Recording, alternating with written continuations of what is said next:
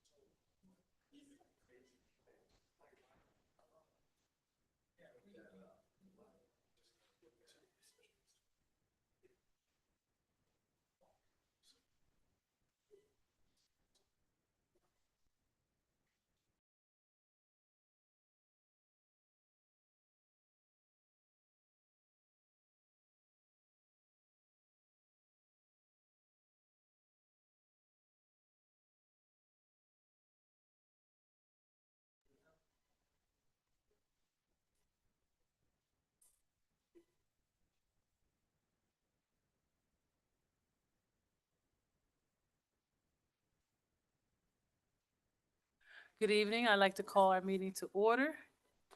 We can start with the Pledge of Allegiance.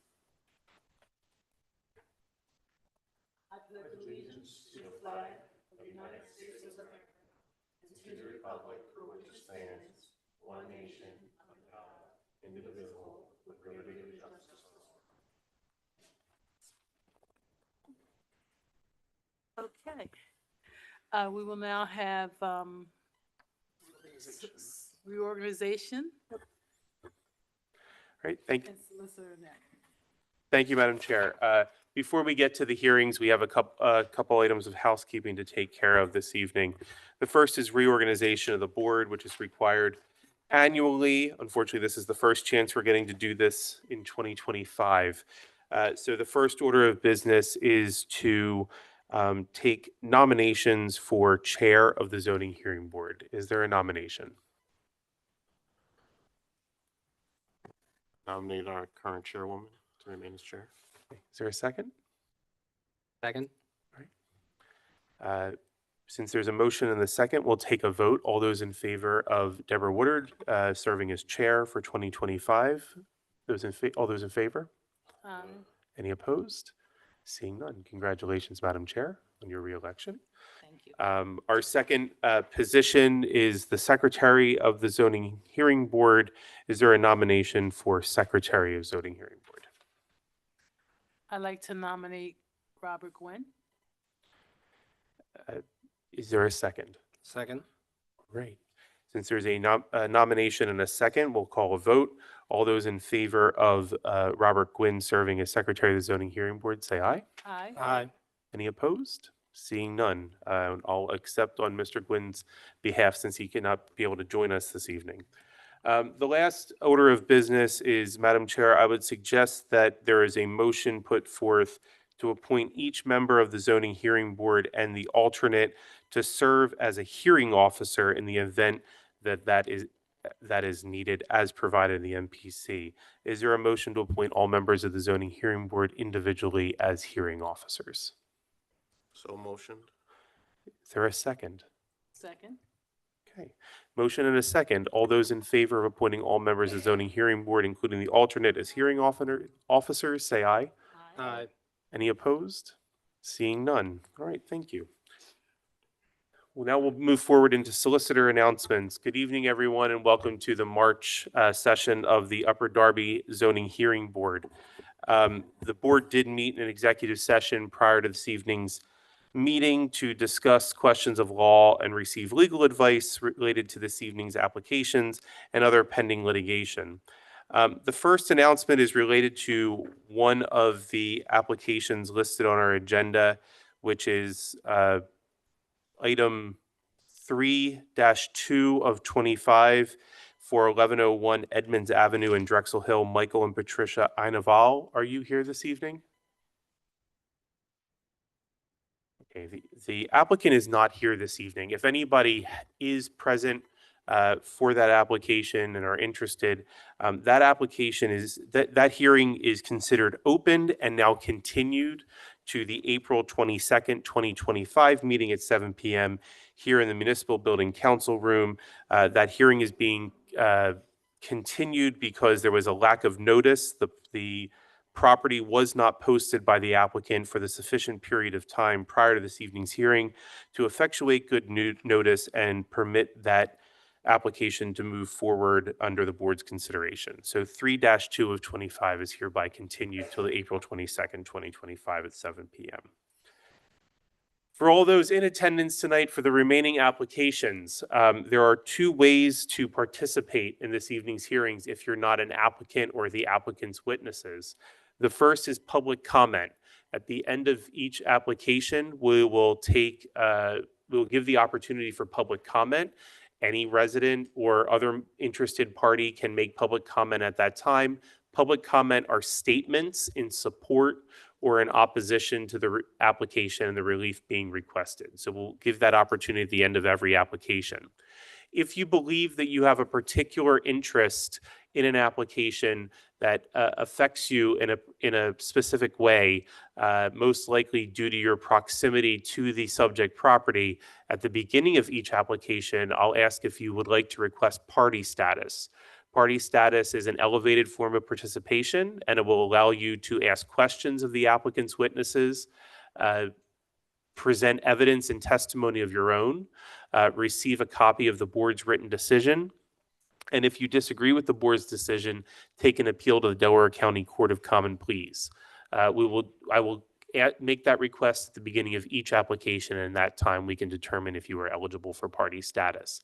If you anticipate wanting to request party status, on the little front table by the door, there is a party status request form that we ask that you fill out in advance in order to keep the proceedings moving.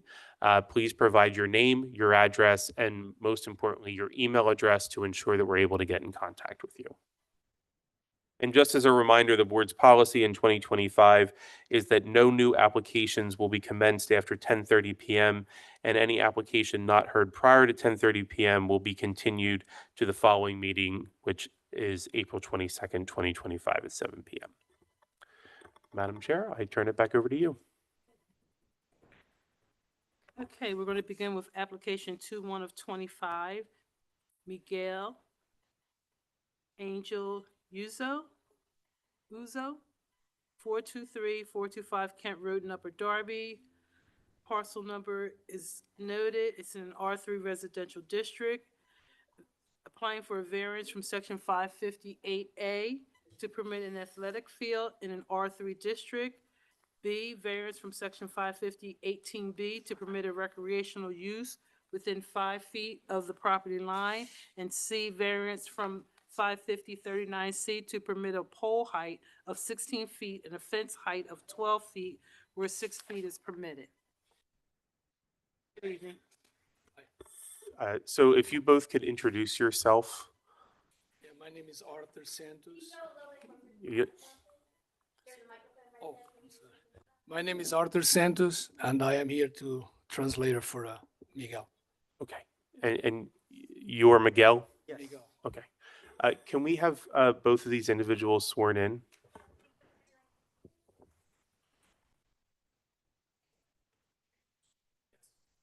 Okay. And before you begin, I'm also going to ask, is Tyre Brown present? Mr. Brown, you received party status at the last hearing. You want to continue with party status? Okay. And were you able to fill out the form last time? That would be great if you have the form tonight. When you come up, I'll just take it at that time, okay? Thank you. All right. I'm sorry, your name again? Arthur. Arthur, okay. So I need it to be, you can't present on behalf of Miguel, but whatever he wants to have you relay to us. Um,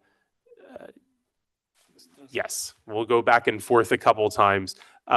If before you begin, the board will mark the following exhibits. ZHB1 will be the application packet, ZHB2 will be the notice photos, and ZHB3 will be the proof of publication. So Arthur, I'm going to ask you to ask Miguel to explain to us what exactly he's trying to do and why he believes it's necessary.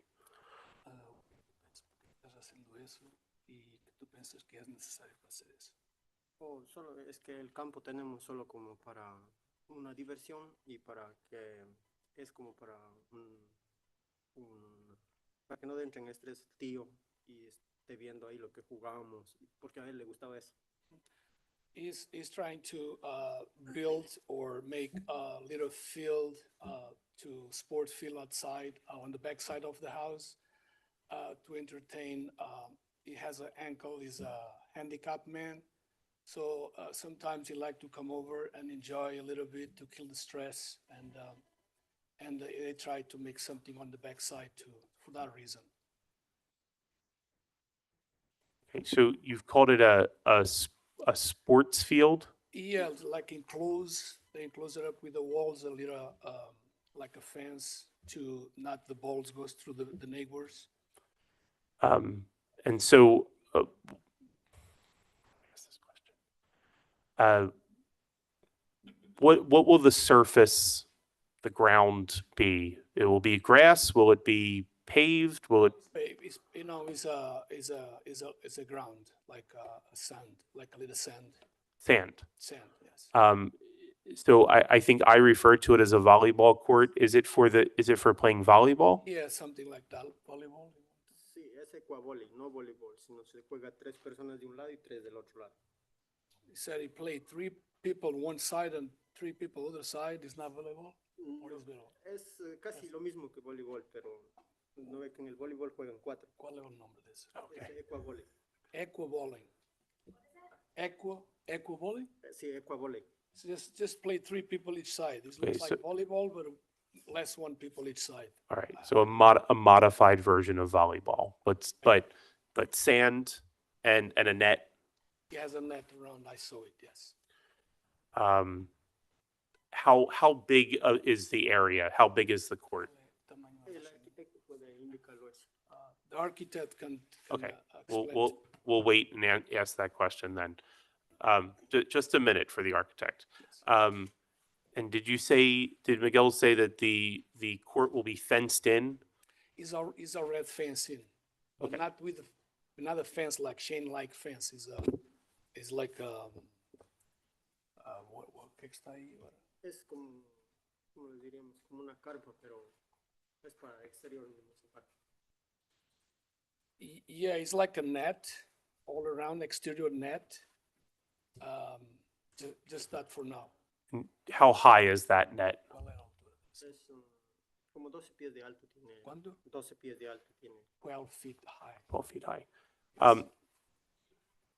I believe Miguel said that you're constructing this because a relative of yours, an uncle, Right there. likes to play Él también- the sport. Él jugaba eso y por eso entonces a él le Oh. gusta ver. Before he became handicapped, he played that sport. So he liked to, enjoy the people playing, even not play himself, but, to see the other people playing there, the relatives and stuff like that. So Why does the sport court need to be located in your backyard? que tiene que darse atrás de ti. Es que porque ahí en la casa él tiene privacidad, porque si vamos a otro lado él no tiene privacidad cuando él toca las horas de hacer sus necesidades, él tiene que ir. Because Yeah, give it to us straight. Sorry. Because he said they have a privacy. If they need to go to the bathroom or something, it's very close. Everything is there, so they don't have to go with them anywhere, and it's more more easy for him to. Does your uncle live at your house? Él Sí, vive. What is your question again? Does Miguel's uncle live at this house, at this property? La casa. Yes. Okay. yes. So there's 6 players, correct? Son 6 jugadores. 6 y más un árbitro, ¿cómo dice? Juez. Referee. Three and the And a ref, oop, referee. Yeah. and a referee. All right, so there's 7 people showing up when these games are played. 7 personas allá. Yes. Is anybody else coming when these games are played? Oh, sí, porque a veces el que gana juega con otro, a veces hay 3, 4 que vienen así, amigos. Yeah, it's a family and friends. They come over. Sometimes they just swap the team, switch over. The one lost come out, the other team goes in, and they used to pass their time, the weekends like that.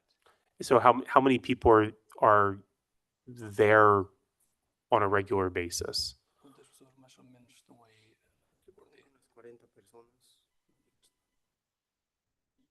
30. 30, like 25, 30 people. Okay. And where do these people park when they come for the games? A veces parquean abajo en el parqueaderos que hay hasta en el redondel, pero de ella no, a veces vienen sin carro. Ahorita, primerito estaban haciendo problema por el parqueadero, pero ahorita ya no, vienen sin carro. Yeah, before they had a little problem to park the cars, so now they coming with, walking. They leave the car somewhere else. They show up walking. So everybody walks to the house? Camino para tu casa. Sí. Yes. Okay. We're going to do this a little backwards because I've been asking a lot of questions. So we're going to go to board questions first. Well, Greg, you hit a few of the questions that I did have. You said there are about 30 family members and friends that come when you're having these games. Are these games, so is it family gathering and then it turns into a game? Or is it a game like a tournament and it involves family and friends? It's like a family game con familia o hacen tournament. Sí, torneos. está entre familia, pero ya vi que familias o sea, los primos de mis primos ya son otros, porque son familiares entre. Yeah, they said it's mostly like cousins, they have a big family here, but sometimes they play like not tournaments, but against all each other, like teams. Right, okay, that's partially what I was trying to get to. And then how far, I know you're saying 3 and 3, how far would, I don't know what the game is with the ball, you said ankle, what did you call it? The game? Equivolley, I believe. Oh, equivolley, Volley. okay. So, and is that played like that way or, okay. Yeah, just Like volleyball, just okay. with hands, yes. So is there any chance, how far out could the balls go? I guess I'm trying to envision, if I'm looking at the pictures of the houses, so are people on the left and the right of the house or if they're in the back of the house, are the people like standing on the back side and then the other side? I'm trying to see how far out the ball could possibly go because there are other residents there. Los residentes allá son, tú tienes 2 casas, ¿cierto? Sí, los 2 casas. Al otro lado, solo del vecino, hay una casa de aquel lado. Y atrás. No, atrás no hay vecinos. Ahí es un parqueadero. He said they own 2 properties, Mm-hmm. right? So on the backside, they use 2 backside properties. And the facing the property on the right-hand side is no neighbors. The left-hand side facing the house, left-hand side has a neighbor. On the backside is a parking lot.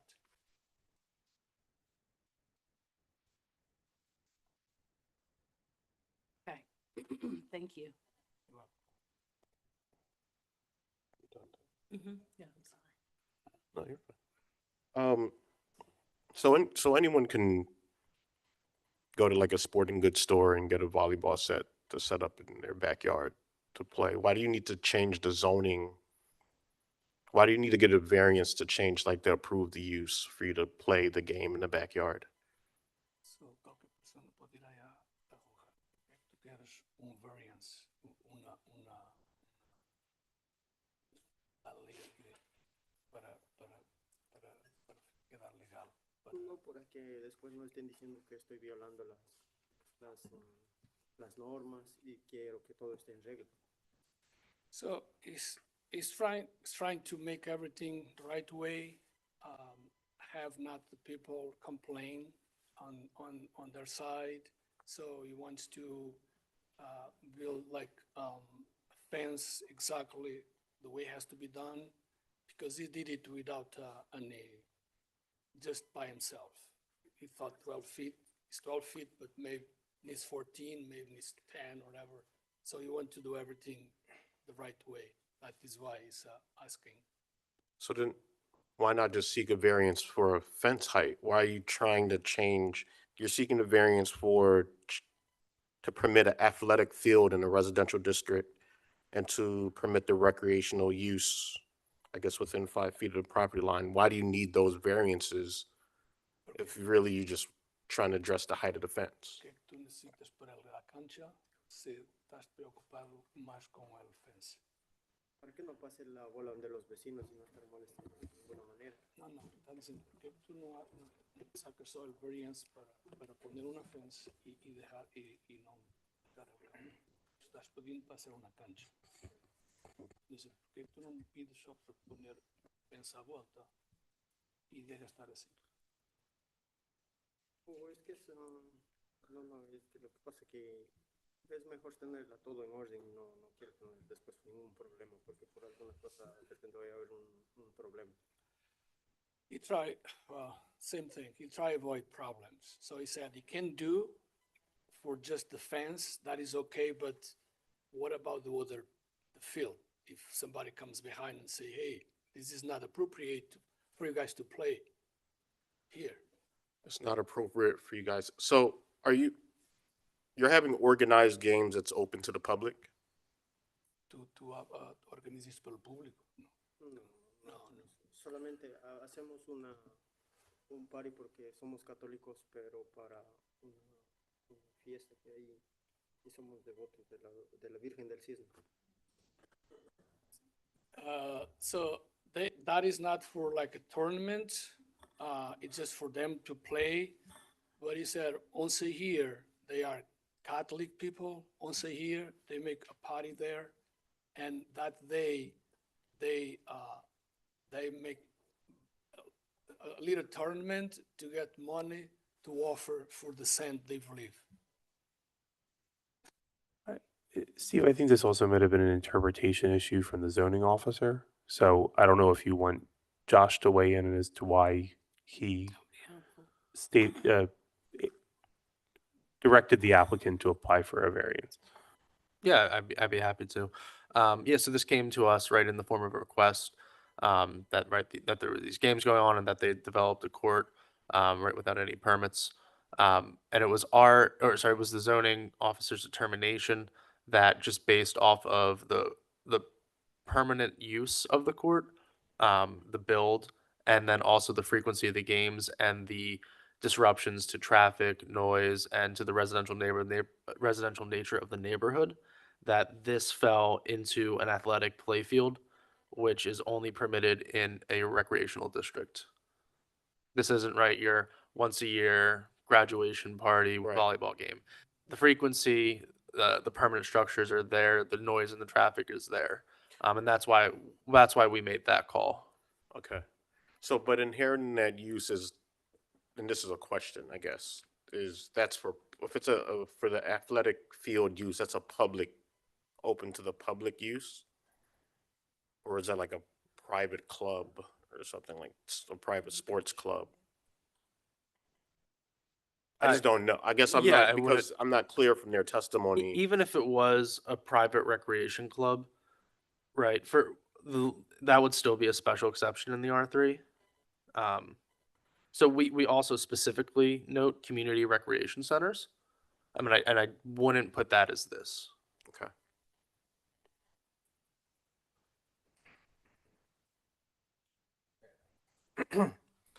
Okay, so I have a couple questions. The first being, if you were to not have access to a volleyball court in your backyard, what would the nearest location be for you to play volleyball with your family? Si no fuera esa cancha, por sería afuera, pero por el motivo de que a él necesito subirle a un carro y necesito dos personas, no puedo llevarles a otro lado. ¿A qué distancia? O ahí estaría como... Hay unas canchas que están como a media hora, 45 minutos en carro. He said the next one is like 30 minutes, 45 minutes. But he said two people has to grab them, Mr. Manuel, take him from the wheelchair and move them. And, there everything is easier than other side. Do you know of any nearby volleyball fields in Upper Darby Township?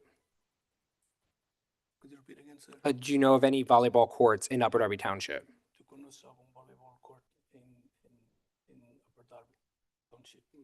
No he investigado todavía, puede ser. No, he said no. My other question is, given the space of your backyard already exists, roughly how many people would you be able to fit in your backyard? Say it wasn't a volleyball court, right? You were just having a family gathering. Since we're talking about impact on like traffic and the neighbors, if you were to host a family party, how many people could you fit at your house? ¿Cuántas personas cabrían allá si no fuera una cancha de fútbol? ¿Cuántas personas por una fiesta o algo? ¿Cuántas personas cabrían allá? Por encima de 50.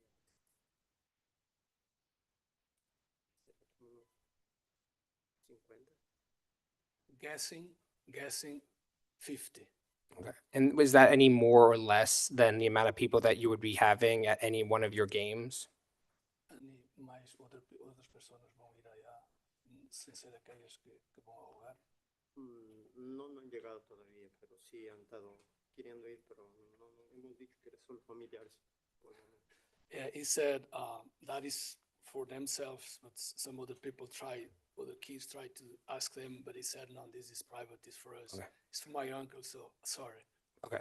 And then I guess my question is, so do you guys typically only use this court during the summer months, or do you use it year round? ¿Solo usas el verano o siempre todo el año? A veces cuando está un poco caliente en el frío también jugamos porque, bueno, por el motivo de relajarse y todo eso. Well, must in the summertime, but even winter time, if it's not cold, they take him outside to like kill the stress. All right. And this is just a hypothetical, but if we were to approve this and we applied the conditional use that it had to remain private, would that be something you'd be amenable to? Si él aprobar esto, va a quedar siempre privado. Sí, igual, privado, porque para eso utilizamos solamente los que vienen, nada más, no vienen ninguno más. See, he said that will be just for themselves, for the ones they come now. So the cousins and other friends, nothing else, Yeah, okay. nobody else. Private meaning you couldn't use it for commercial purposes. You couldn't rent it out. You couldn't have other You can have like a teams come volleyball there. business, like, and have tournaments and make money off of it. Tú no vas a rentar eso para hacer dinero para el negocio. No, si lo hubiese querido rentar, ya lo hubiese rentado pronto. No estamos para nosotros mismos. They said no, it's not rented because if you think to do it, he already had been done that, but it always said no, it's for themselves.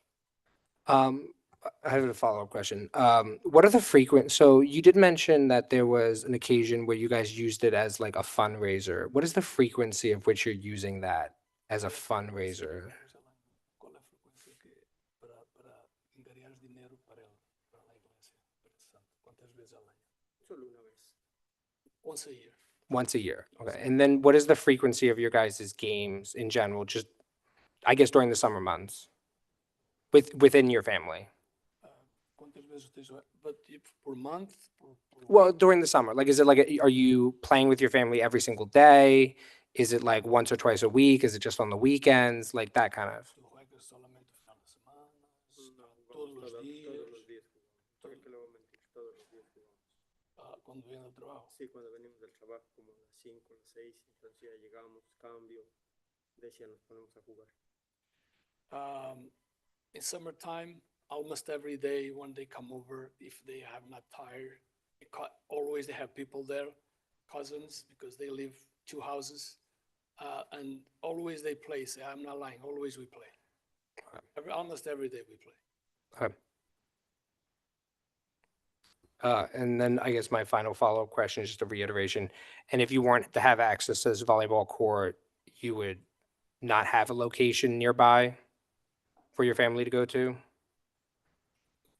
Yeah, if you didn't have access to this volleyball court, your family would not have access to enjoy this recreational facility or anywhere else locally. So if they don't have any recreation field, and if they don't allow the people come in, is what it Well, says? sorry, if they don't have this court, there's no other location for their family to play here in Upper Darby. Yeah, he said before it's like 30 minutes, 45 minutes, he said, the one they know. Okay, the one that you know of. All right, thank you. I had another follow-up question. The two properties, the applicant owns both the properties, right? That was my understanding. Yeah, it's on the backside, 2 properties backside, yes. Are they, I know they're 2 separate houses, but is the lot consolidated into one lot or is it 2 separate lots? Yeah, those lots separados, ¿verdad? Yeah, two separate lots, yes, yes. Okay. And to clarify, if you didn't have this, if you weren't granted this variance, you can still play volleyball in your backyard, right? Si tú no tuvieras esa variance, no juegas allá. Si tú no tuvieras esa variance. You said if you did not apply for, or if you don't have it? Just the game. Permission for? Just the game of volleyball. You can play that in your backyard whether you get this variance or not, correct? ¿Tú jugabas allá con esta variance o no? ¿Tú juegas allá con esa variance o no? La variance es o que voy a cambiar. ¿Tú juegas allá o no? Depende, porque no sé qué es lo que vayan a decidir ellos. Well, they said, well, depending what you guys are going to decide, but for now, they feel great to play there. Can I ask another question around? I think I heard you say, when the question was asked, is this one, so I understand the families are in both houses, but is the back area completely open or are they separate? Is there a fence or is there something currently separated? I'm looking at the proposed court. Doesn't look like there's any fencing or anything. So is that the way it looks right now? Yeah, it's open up, it's nothing in the middle. Nothing in the middle? Yes, it's like, So if you were granted the permit to do this, would you put a permanent net or something in between? Not in between the 2 houses, but you would need a net. So would that be something permanent, something temporary that you can take down when you're not playing the game? well, tú vas a necesitar de una fence en el medio, está diciendo ella, pero no, porque it's two houses back open on the back side, so that they need that 2 back of the houses to make the size of the field. If you're gonna divide by half, but a fence on the middle, it doesn't work because it will be too small. Oh, the fence I was referring to was for the net. Or the nets around the place. No, to play the game. So you said 3 people on one side, 3 on the other. So is Oh, that the net something? to play, Yes. the netcita para Es la jugar. red, es la Yeah. red que está arriba. Yeah, tú estás allá, ¿verdad? Sí, sí, esta la red ahí. Yeah, they have one there in the middle. Okay. And is it permanent? Is it Yeah, permanente, ¿sabe? No, eso se puede sacar. portable? They can remove it. Okay. Sorry, I do have another follow-up question. This is regarding the fence, not the net, the play, but the exterior net. Hypothetically, like other than convenience, is there any reason specifically that you require this fence? Like, I mean, as my colleague was saying, anybody can play volleyball in their backyard. So my question is, and usually if you're playing volleyball with your friends or family in your backyard, somebody hits it too hard, it goes over the fence, you got to go get it, right? Like normal, typical life stuff. Why do you need, like, what is the impetus for a 16-foot net, which is, to be fair, very high considering our restrictions and regulations? Tú, cuando juegas, porque tú necesitas la defensa vuelta, una vez que normalmente cuando la bola se va afuera, se va a la recogerla. ¿Qué necesitas defensa? Es que para, bueno, a veces como cuando se saca así el balón y se va de una para allá, entonces para no estar yendo a traer cada rato. He said so many times the ball goes out, so it is not convenience to go every time in out and go in and out, because they have the neighbor one side and they have the parking lot other side. But hypothetically, without the fence, you could still play. With the fence, tú puedes jugar con la fence. Without? Yeah. Tú puedes jugar sin la fence, puedes jugar igual. You say yes, but it's not the same. It's not the same enthusiastic. Gotcha. Thank you. Are there any other board questions? Okay, Mr. Brown, do you have questions for the applicant at this time? Any questions? No, okay. So I guess, is there anything else that Miguel would like to add at this time? ¿Algo más quieres decir, Miguel? So I guess we'll ask your architect to come up at this time.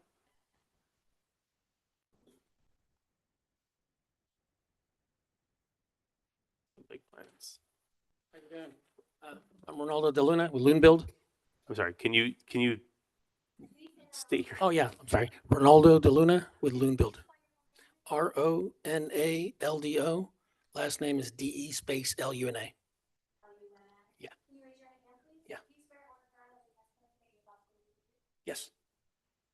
so, Mr. DeLuna, could you just give us very briefly some specifications on what's proposed here? And then I think that there were some other questions earlier about the size, the fence, those type of things, if you can go through that. Okay.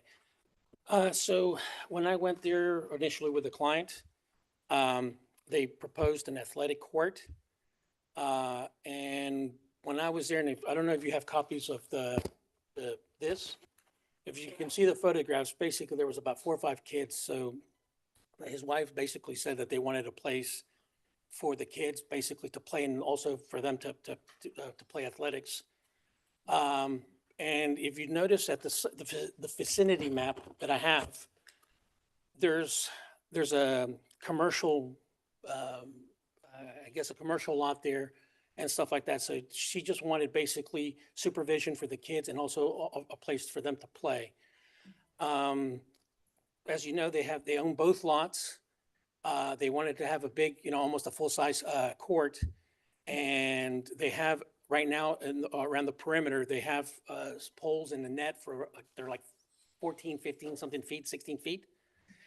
In terms of the surface ground, it's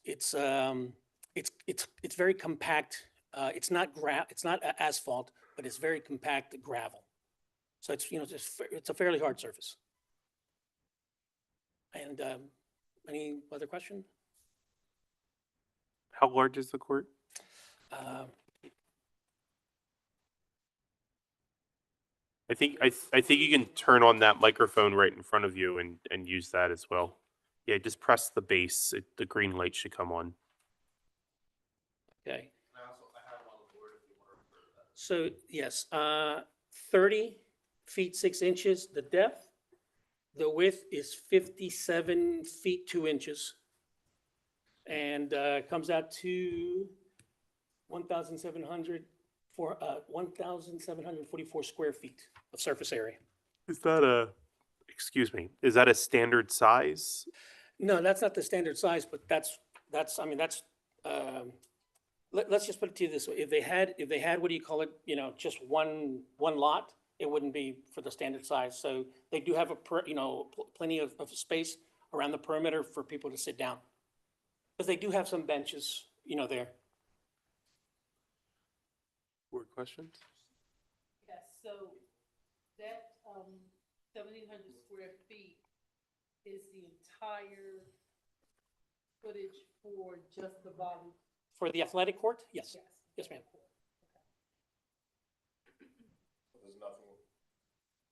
So there's nothing left of, there would be nothing left of the yard. There's no yard after.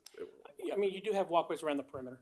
If you notice the plan, you see how the hatched area, that's the athletic court.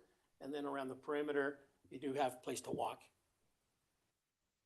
And you have a 5-foot clearance, Clearance from, meaning just like a hallway, yeah. So from the fence, the perimeter fence, to where the athletic court would be. is there something that separates it? No, It's just, It's just open, yeah, it's open. so someone could be sitting there playing eating, and volleyball comes, Yes, ma'am. because it's 5 feet clearance. What were the existing conditions before the construction of the court? Based on what I saw on Google Earth, it looked like it was pretty much just kind of like impervious surface area. So it was already like slabbed out It's just, asphalt. It looked like it was just broken gravel, like, asphalt and stuff like that. That's what it looked like. Yeah. So it's not like there wasn't a yard, there wasn't grass. Based on, like I said, on Google Earth, it wasn't, like it was grainy, but it looked like it wasn't like a full lawn, where it was all green. No, it did look like there was an impervious surface area. All right, thank you.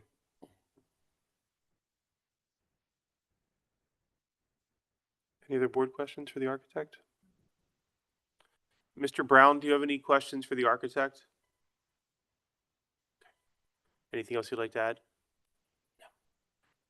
Thank you. Thank you. So at this time, Mr. Brown, if there's any testimony you'd like to offer, this would be your opportunity to come forward if you don't mind bringing up that form.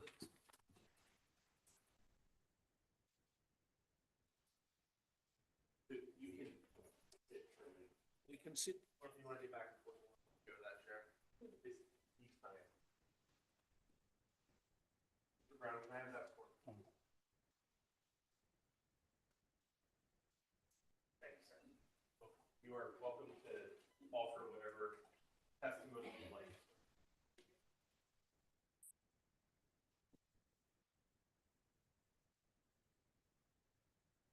All right, I just had a list of things I wanted to talk about on my phone. I'm opposing this variance for a couple reasons. But even if you approve it, I wanted to add. I'm opposing this can you hear me? Oh, yeah. I'm opposing this variance for a couple reasons, but if y'all do approve, I would like to propose conditions that y'all can add to it. The most pressing issue was the noise. From these games. They're audible and within my house. Like, it's a very problematic. And the issue is that these games go on every single day.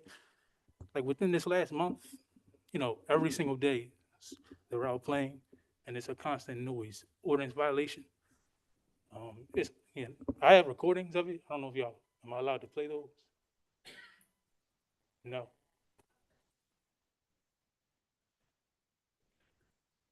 No, ring. I mean, can y'all trust can you trust my word that the volume is too loud, or?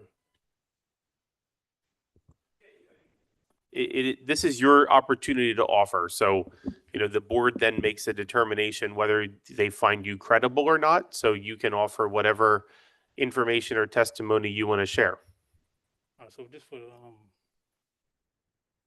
I don't have a decibel meter or anything like that to showcase that the volume is too loud. I just have what my Ring camera has caught within my backyard. Okay. If you'd like to play the video after you play it, I'd also like you will also need to send it to Mr. Chast. So we have it, and we'll mark this as B1.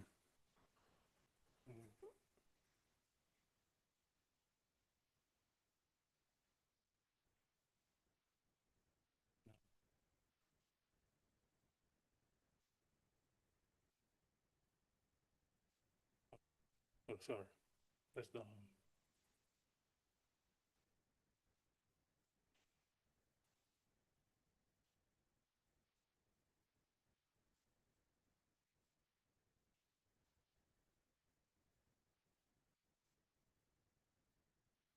and I could understand if this was a, like, even if it was a once a week thing, like on a Saturday, you play games, cool, but the problem is this is every single day. So there's no rest, no reprieve. That's the problem. So, like I said, if the condition would be had, that would be one of the conditions I would add, that they can't play every single day. Another issue that I have is, well, traffic. I have a picture here from a ring camera that detects motion. It showcases the traffic from last year. Now, I don't have any evidence that they're doing it this year. It is true that they haven't,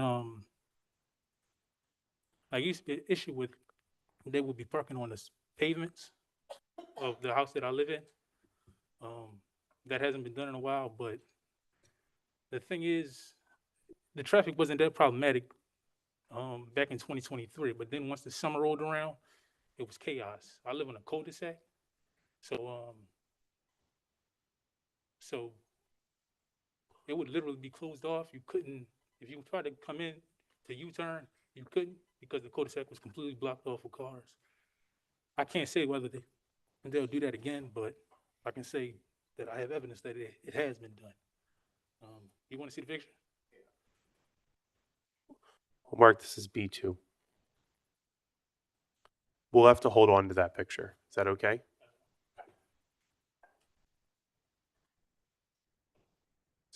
We need you to go back to the microphone.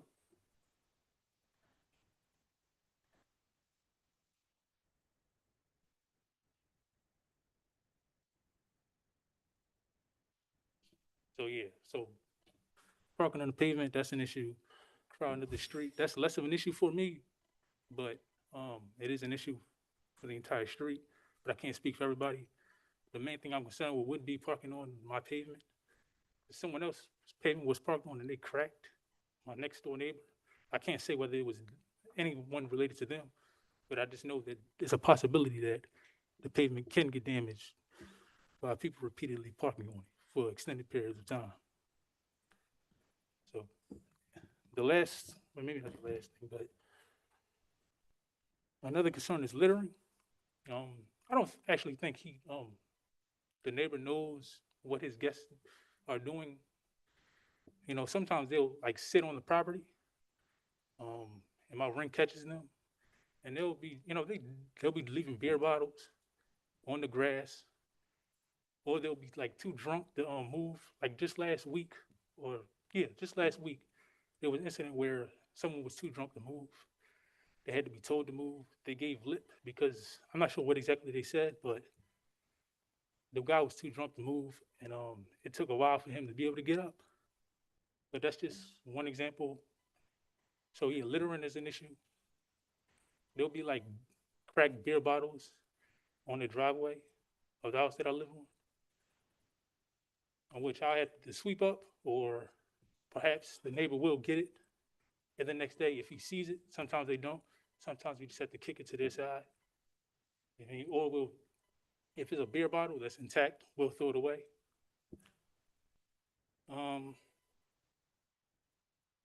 Sorry, I'm trying to think of everything.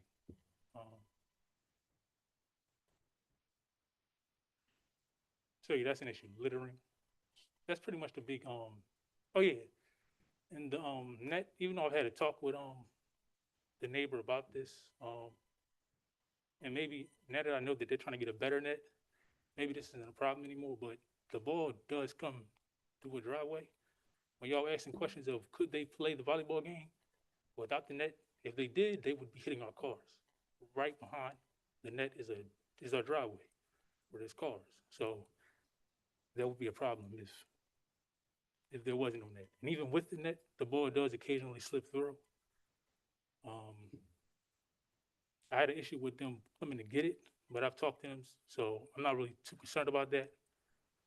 I was just concerned about them trespassing. I just thought it was a respect thing. You don't come on someone's property without asking, but, so yeah, that is a problem if the variance if they don't get the variance, they will be hitting our net, our cars, if they don't have the proper net.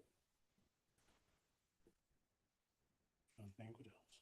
So yeah, the biggest problem is noise, traffic, and the littering.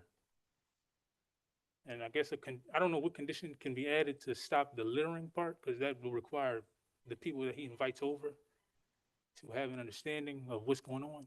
And I've had conversations with people. Not everybody knows everybody. Like there's been instances where our cars have been parked on pavement where I live, and they don't know whose car that is. I mean, normally when I go to gatherings, I could easily ask someone, whose car is this? But so that's an issue. So yeah, I'm not sure I have anything else to add. Okay. Any board questions for Mr. Brown?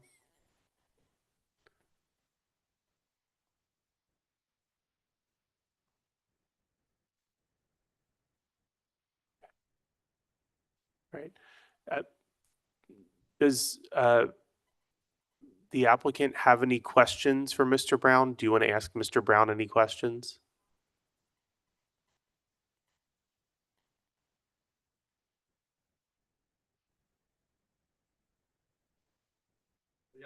So if you do, you have to come back up.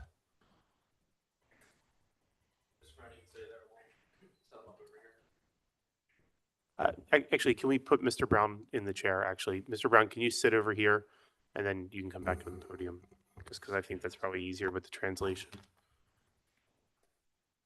Thank you, Josh. Yeah, so Miguel is saying that he doesn't want to bother him that much. Some things he didn't know, but if it's the way it is, if any way they can get a bottom line solution for that. Okay. Are there any questions for Mr. Brown? Solamente eso, que si algo le molesta, que me diga, porque quiero solucionar. If it's anything is bothering you, to tell them he can get a better solution for avoid your concerns. Okay. Okay. All right. I think that then we're good. You can sit down, Mr. Brown. You're welcome to sit down as well.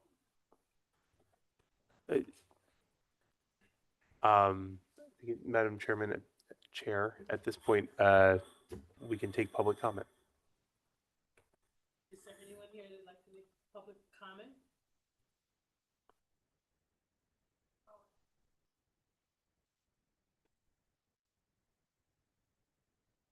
You can come forward and state your name. We'll have you sworn in. Michelle Schofield.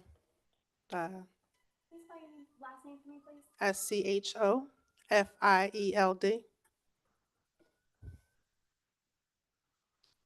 So I would just like to say to the board in support of Mr. Brown, as well as the other residents who have not come here to speak tonight, that I am opposed to a recreational field being placed in that area. When he looks out his backyard, there is a recreational area that's right there that's open to the public, that our public taxes are actually paying for it and they can use with a permit. And that way they're actually operating within the hours and the scope of the township and the public use of that land. And everything that Mr. Brown has stated, I'm just here to support. And that was my original reason for even coming to this meeting a month ago, was to oppose that being put into our neighborhood, because I drove through that block and I saw the parking, which is very tight. I saw the fact that they do own the two properties, and I saw the fence, because you can actually see it from the street. And then just everything that Mr. Brown said, that it affects his quality of life and it affects the quality of life of the other residents on the block. So I'm just going to ask that this variance actually be denied. And that concludes my statement. Thank you, Ms. Schofield.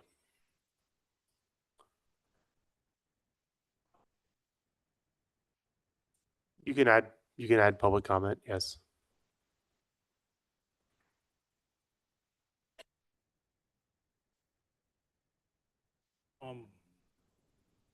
just in case the thing is approved, the condition I would like to add is that they have to close up at 10.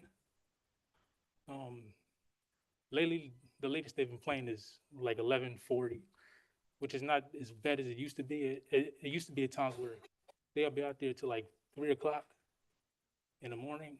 So that's a condition I would like to potentially be added if y'all do approve this for some reason.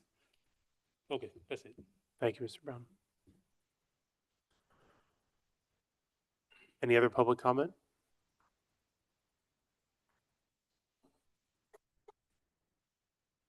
There being none, we'll take a brief executive session.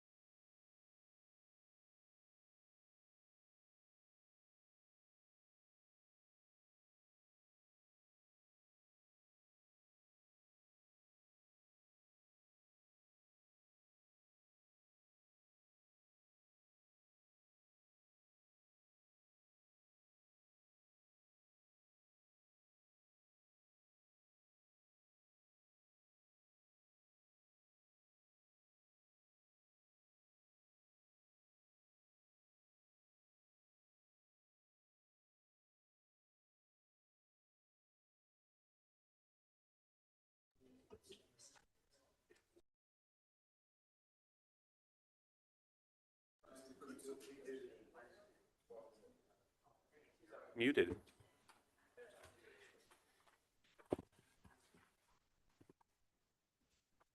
Okay, I'd like to make a motion for application 2125 to deny the application. Anyone, Second. all in favor? Aye. Aye. Okay, All right. you will receive a letter within 45 days stating this decision. Thank you. Thank you. Okay, we're moving on to 2-2 of 25, Randall T., is it Roy? Ryu. 3218 Garrett Road in Drexel Hills in the R1 Residential District, requesting a variance from section 550-40B1 to permit an accessory structure in the front yard setback. Right. I would just ask if anybody would like to have conversations to please go into the hallway, just because it is a bit hard to hear in this room and the microphones don't always pick up everything. So we just want to give everybody a fair opportunity to have a hearing. The board will enter the following exhibits for this application. ZHB 1 will be the application packet. ZHB 2 will be the notice photos, and ZHB 3 will be the proof of publication. And they'll be inclusive of both nights for both of those exhibits. This is a continued application from the February meeting. I don't believe any party status was granted last month, but is anybody requesting party status for this application now? Okay, seeing none. Mr. Rio? I'll turn it over to you. Not sure much to say. We did come here last month. Thank you, by the way. Just make sure you're using the microphone, please. Thank you for having us back for this. Thank you, honey. Madam Chair and the board. So we did submit some of the requested materials. Hopefully they were sufficient to answer the questions that were brought up in the last hearing. If there are any, please let us know now. I think for the basis of the record, we'd like you to, do you have those materials with you? Copies of those materials? I do. Okay, can you walk through the board what you've submitted in response to the request from the last hearing so that we have that incorporated into the record? Sure. I believe the requests were for information on its status as a historical site. In the document, I cited its presence on the state, it's the Pennsylvania Historical Museum Commission designation. So it's not a National Register of Historic Places. So there are different rules and regulations for that, which I outlined in that document to explain what is applicable and what is not for our purposes. Also included a photo of the structure as requested. Okay, I guess we'll open it up for board questions about the additional information that was being offered, or any other questions the board may have about this application.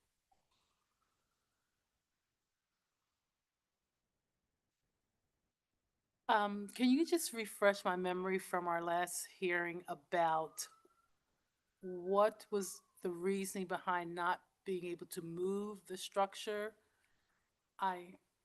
Was there hardship?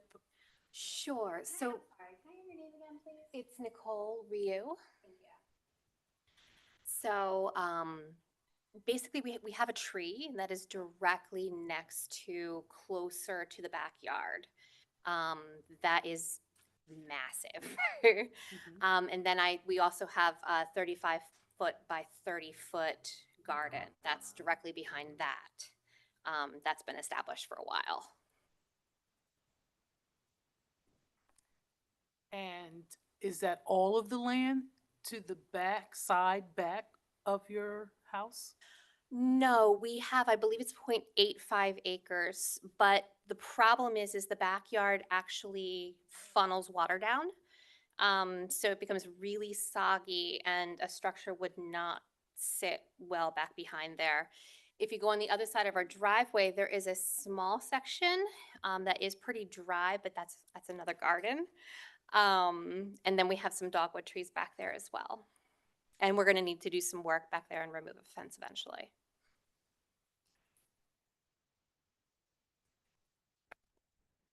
The garden, not that I'm asking you to do Mhm. this, but the garden was what size? I'm sorry. The large one is 30 foot by 30 with 3 outside beds. So total it's about 40 by 40. And then the other one is 20 by 15. Is there any possibility, I seen the picture, I mean, I've seen the structure, to reduce the size to accommodate relocation to maybe some of that area in the back? There is no place to put anything. We have a carriage house. Then there is, and to keep chickens healthy, you need to have a decent sized coop. I know a lot of people will have very small ones. But the standard is 3 square feet, per chicken, and eventually I'm going to turn that either into a garden shed or we're going to add on with chickens. Okay, so that's what I was gonna ask Mhm. you. I heard plural, but I thought last month it was one chicken. We have one right now. We don't have But- any others. I thought a question was posed about future having more chickens, so you're saying you will, It's you possible. plan to have more Um, chickens? We don't have it planned currently, but it is possible because we do have a large enough coop. So it's you built it with room to grow? Mhm. Okay, all right, I have no more questions. Sorry, can I just clarify something? When you said the carriage house you just referred to, you're talking about the chicken shed or another structure? No, so it was used as a garage for years. It was historically a carriage house. It housed horses 150 years ago. It was converted at some time to a garage. However, it is eventually going to need to be rebuilt. It is made out of terracotta brick, which is crumbling. But it is fairly large. How large is it? Fairly large. We'll be back. We will be back. And sorry, I know I said one. No, you good. The carriage house, that's on that other side of the driveway that you were Yes. referring to? It's in the corner of the property. So it abuts 2 separate properties, almost 3.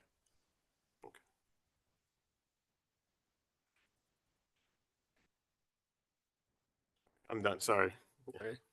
Okay. I think I just have one question. Did you install the gardens yourselves? The gardens? Yes. Yes. Thank you.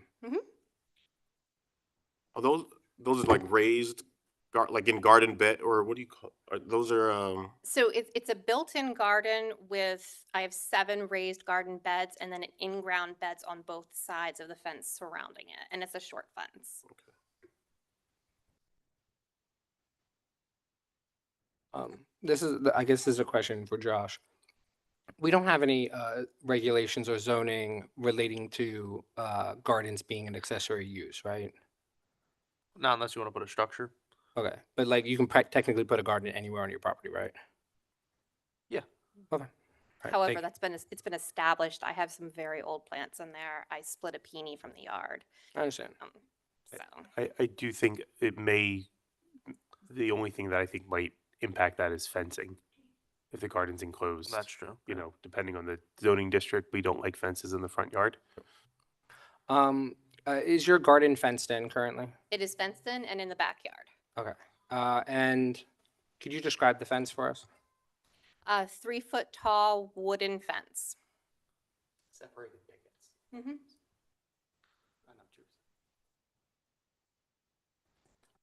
And then this is just a clarification question. You said your property is what, 0.8 acres? Mhm. 0.8 acres. And It's 0.88. 0.88, sorry. And how much of it would you say is forested? Like, what's your open space percentage About wise? half of it is open. Half of it? Okay. And there's 150 to 200-year-old trees, some that were planted by Bartram. So we have some Kentucky coffee trees. We have some dogwoods that were more recent. And then we have some very large pine. And then, and this is just a piggyback a little bit off my colleague's question. So, you had mentioned last time that you came across Henrietta? Henrietta, yes. Henrietta, okay.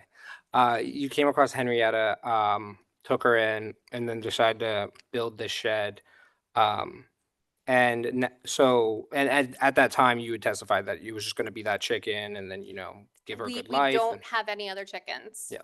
It's just her, and it's large enough to eventually have other chickens if this would be approved, and that would be something that we could do.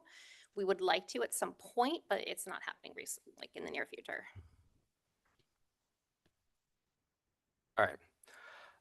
That's it for me. Thank you. For the board's clarification, I added some high resolution imagery. So you can see the flower beds, fencing. That is very recent, yeah. Thank you for the recent footage.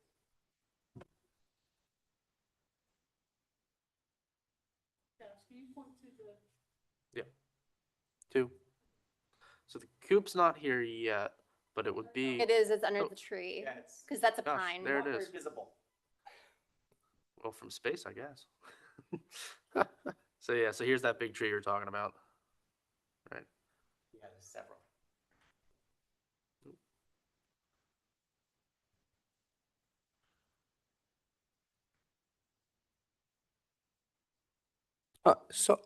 Okay. I probably shouldn't go into more questioning, but this is a question about the carriage house because you did bring it up in your testimony that you were mentioning that you were going to rebuild it anyways. Do you At some point. at some point, of course. But are you currently using that as a garage? And I'll only bring it up because the satellite picture, We're not using it as a garage for cars. We're using it as a garage for a lawn tractor and chipper, all that kind of stuff. And to be technical, it would not be rebuilt. It would be structural engineers would have to come in and resistor joists. Yes. And basically shore it up. It's not going to be a tear down or rebuild.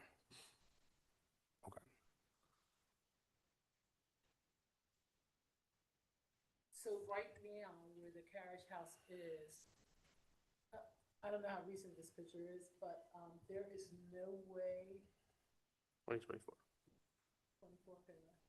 probably fall. I'm just looking to see, was there a way somewhere in that area it could just be relocated?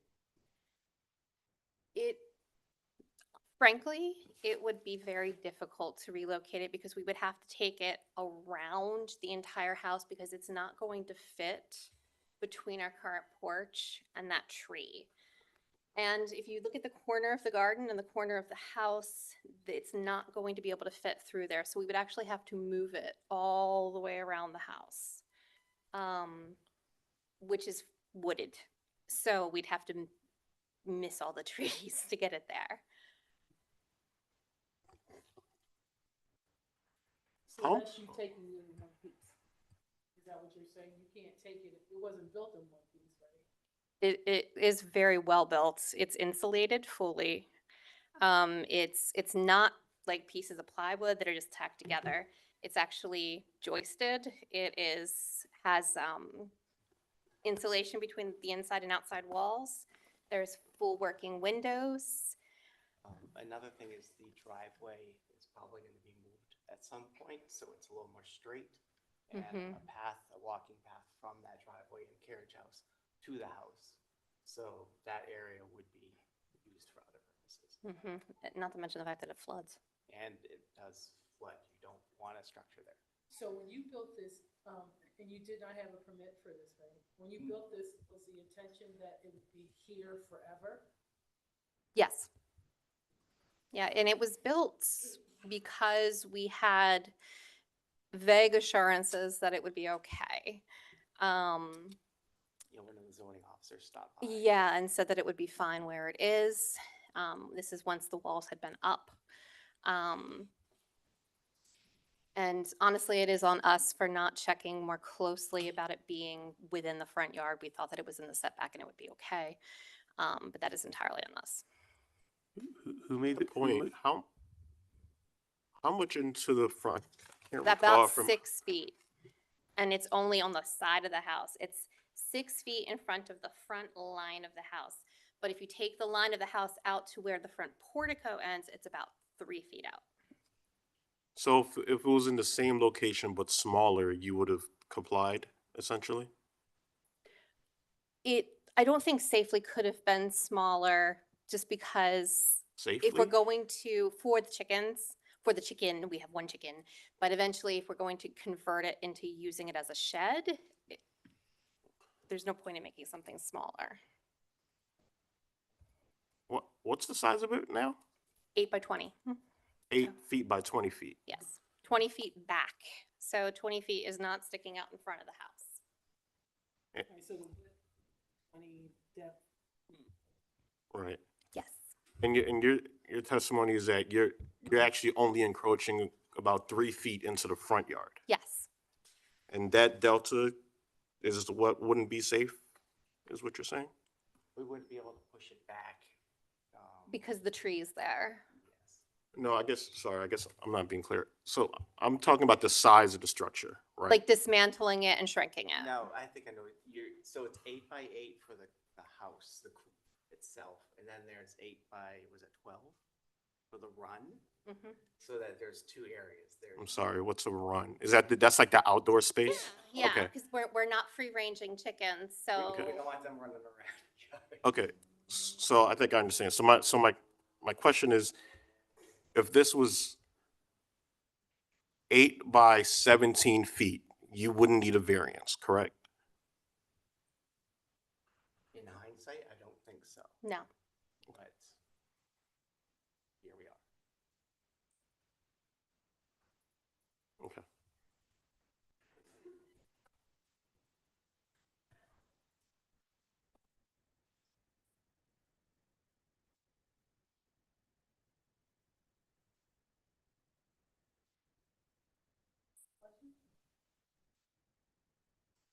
Is there any public comment? Yes.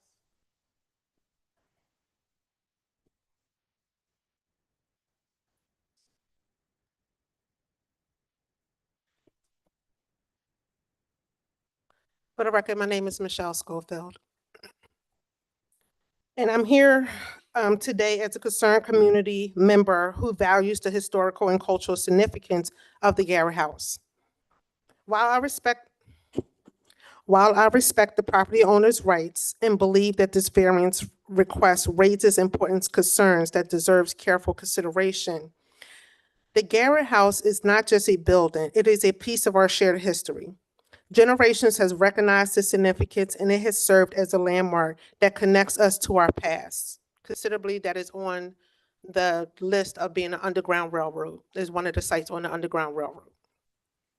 By converting it into a private residence with limited public access, we risk losing a vital educational and cultural resource. I am also concerned about the potential impact of the proposed chicken coop. While I support the sustainable practices, introducing livestock structure to the property could alter its historical integrity and set a precedent for future modifications that further diminish its significance. I urge the board to consider whether this use aligns with the preservation goals of this historical register home.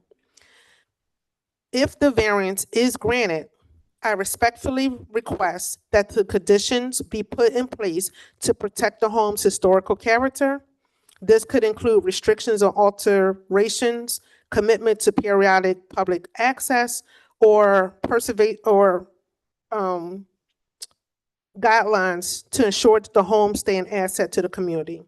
I appreciate your time and consideration and hope that any decision that's made reflects the importance of maintaining our community's heritage for future generations. Thank you.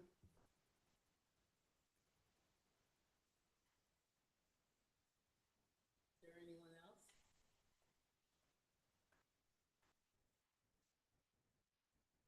Is there anything else you'd like to offer? No, ma'am.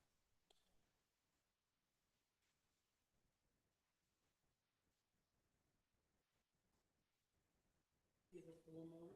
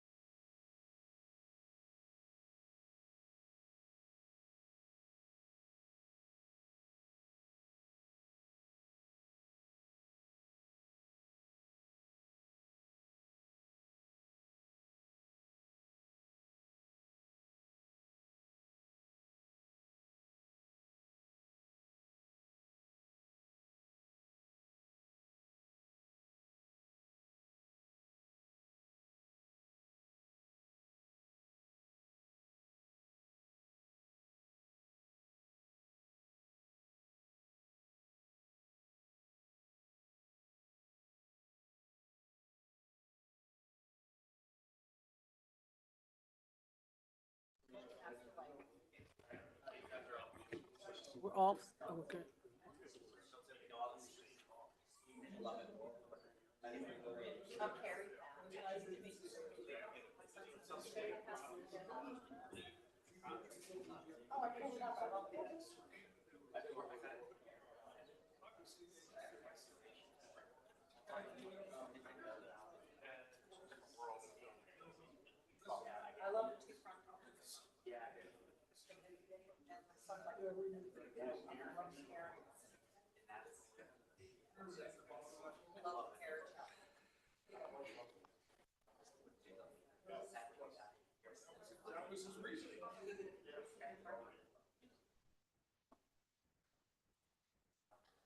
Yeah, ask for the motion. So yes, I'd like to make a motion on on this application. And I'd like to make a motion to deny. Second? All in favor? Aye. Okay, and there, no opposed, so we'll mark it down as a denial. The applicant will receive a copy of the board's written decision within 45 days of this evening. Thank you. Okay, we're moving on to 2/3 of 25 Lansdowne Tobacco Outlet Corp. at 1019 Westchester LLC. It is in a C4 Commercial Industrial District. It's asking for a special exception pursuant to Section 55024C3A to permit a smoke shop in the C4 district. Okay, so this is a continued application from last month. ZHP 1 through 3 were already marked. We'll mark ZHP 4 as the additional notice and ZHP 5 as the additional posting for this property. And no party status was granted last month. We'll see, is there anybody else requesting party status for this continued hearing? Seeing none, please proceed. I'm sorry? You'll have to come forward.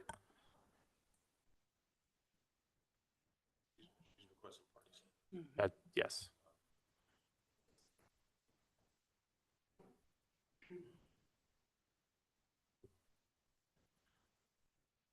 All right, could you please state your name and we'll have you sworn in? Good evening.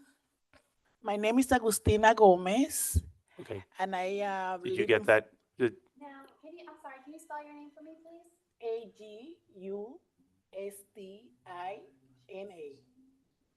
Gomez is your last name, you said? Gomez. Yeah, And can we have Ms. Gomez sworn in, please? Raise your right hand for me, please. Raise my your right hand. Do you swear or affirm that the testimony that you're about to give will be the truth? I do. Ms. Gomez, what's your address? 47 East Stratford Avenue, 47 Lansdowne, East, PA 19050. 47 East Stratford? Yes,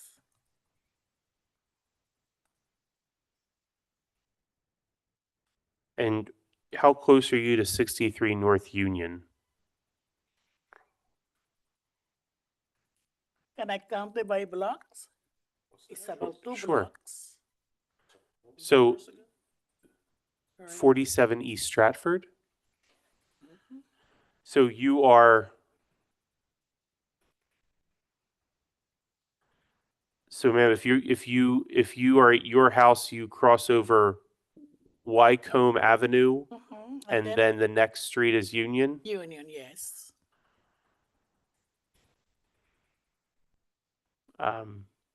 I'll ask counsel for the applicant. Do you have any objections to party status in this instance?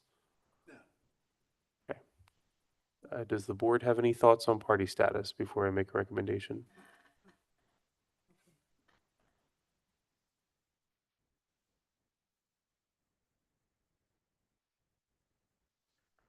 Yeah. It's okay. Okay. So we'll grant party status to Ms. Gomez. Thank you, Ms. Gomez. You can sit down for now and we'll come back to you, okay? All right, so this is a continued application, I believe, on the sole issue of the requirement of underneath the special exception for screening. And I believe you have some options to present to the board this evening. I do. Good evening, board members. Once again, for the record, my name is John McBlain, representing the applicant. If I may, could I hand up, first of all, the photographs of the zoning notice for tonight's meeting that were posted at the property? And then I do have 4 additional exhibits. We had exhibits A1 through A4 at the original hearing. I have exhibits A5 through A8, if I may hand those up at this time. Yes. And while Mr. McBlain is doing that, Ms. Gomez, you can do that. I'll take them. Ms. Gomez, can you make sure you fill out one of the forms on the front table with and make sure you give me your email address.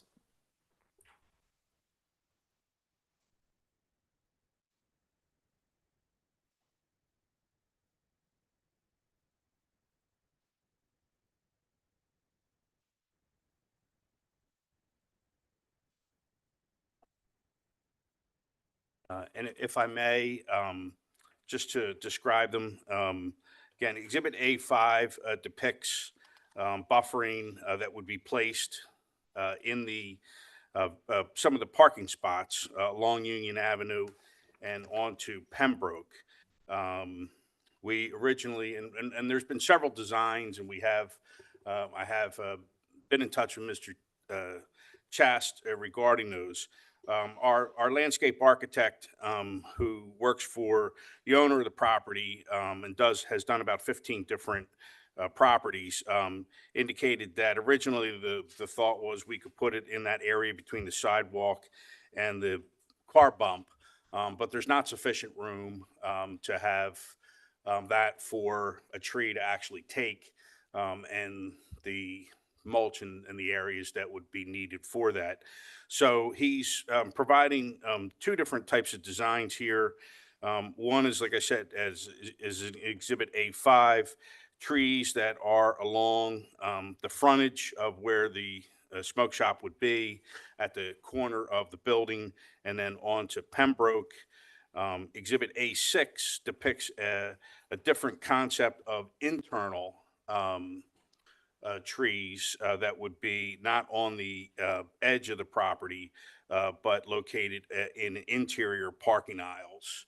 Again, on the parking aisle that's directly in front of where the smoke shop would be, there would be 2 sets of buffering trees on each end and 1 in the middle. That's option 2, we'll call it, as Exhibit A6. The Exhibit A7 is just a depiction of what the first option of what the island area would look like. This has just the 1 tree, but with a grass area that surrounds it. And then option 2, which is Exhibit A8, depicts 2 trees with more of a mulch area and some smaller shore grass, I don't know what you want to call it, in between there. So those are, what we're presenting for your consideration. And, happy to answer any questions. So first, I just wanted to say thank you for providing these and thank you for going back and doing the review and giving the zoning hearing board some options. I guess just a generalized question. So looking at the adjacent parking lot, is like the design that you're looking for similar to the adjacent parking lot? In front of the rehab facility there? Yeah, I don't know what this is. Well, I think the adjacent parking lot that has the trees in the middle. Yeah, I think so. It's the same owner. So, and again, I presume that Mr. Garcia, the landscape architect, would be the same one that would do that. So yes, I mean, and once again, if you look at this and you say, we want what's in front of the rehab facility, that's what we'll do. Obviously it's kind of open-ended. There's not a specific standard in your ordinance as to what it should look like. It's not tied to the buffering and requirements of a land development ordinance or anything like that. So we're open to any suggestion, and but this is what this is the landscape architect's idea is based on what I had related to him from our discussions at last month's meeting. And do you, I know this is kind of a concern, I don't know if it was put necessarily in our requirements. But did you, or for you to go back and get, do you have any type of like letter or documentation specifically from the property owner saying that they sign off on these changes as a condition? I don't have it from, I mean, I don't have a letter from the property owner, but the property owner is an applicant here. Are they here tonight? No, the property owner is not here tonight. The proposed tenant, Mr. Ali, who testified last month, is here. But I can tell you, I will state as an officer of the court on the record, that, I've dealt directly, with the owner's representative on this. In fact, again, Mr. Ali, the tenant really didn't have anything to do with designing this. It was the owner's representative that I went to do this. Okay. Okay. Okay. So a couple questions related to screening. So that was my being nice, and now I have to ask my other more detailed question, should I say. So I'm looking at the placement of the trees. So this is a Josh question starting off. What is the parking requirement for the lot of existing businesses, and are we still under that if we are taking away parking spots? Yeah, I would need to calculate that. Okay, sorry. Mr. McBlain, what is the size of, do you know any of that information offhand? What the size of the Dollar General is, what the size of the proposed tenant spaces, and then I would need to count all of the parking spaces. Yeah, I do not. I mean, I can say in general, and the board can certainly use its experience here, is that this is a large parking lot. There are plenty of spaces that are available. I inquired as to the owner's representative when I spoke to him, have we ever had an issue with parking problems there, complaints by the tenants or anything like that? And the answer's been no. It's quite a large parking lot that I think would accommodate, the loss of 4 parking spaces, under option 1 and 1, 2, 3, 4, 5, 6, 7, 8 parking spaces would be eliminated under option 2 for this center. Okay, thank you. And then I guess the question is, so I guess, is it to believe that is the tenant financing these constructions, or is The it the, owner would. the owner? Okay. Okay, my other question is, so, and I know these are just like renditions and such, right? But like, because we're going down the line of the screening specifically, like being able to block, to screen the business from the property owners across the street. I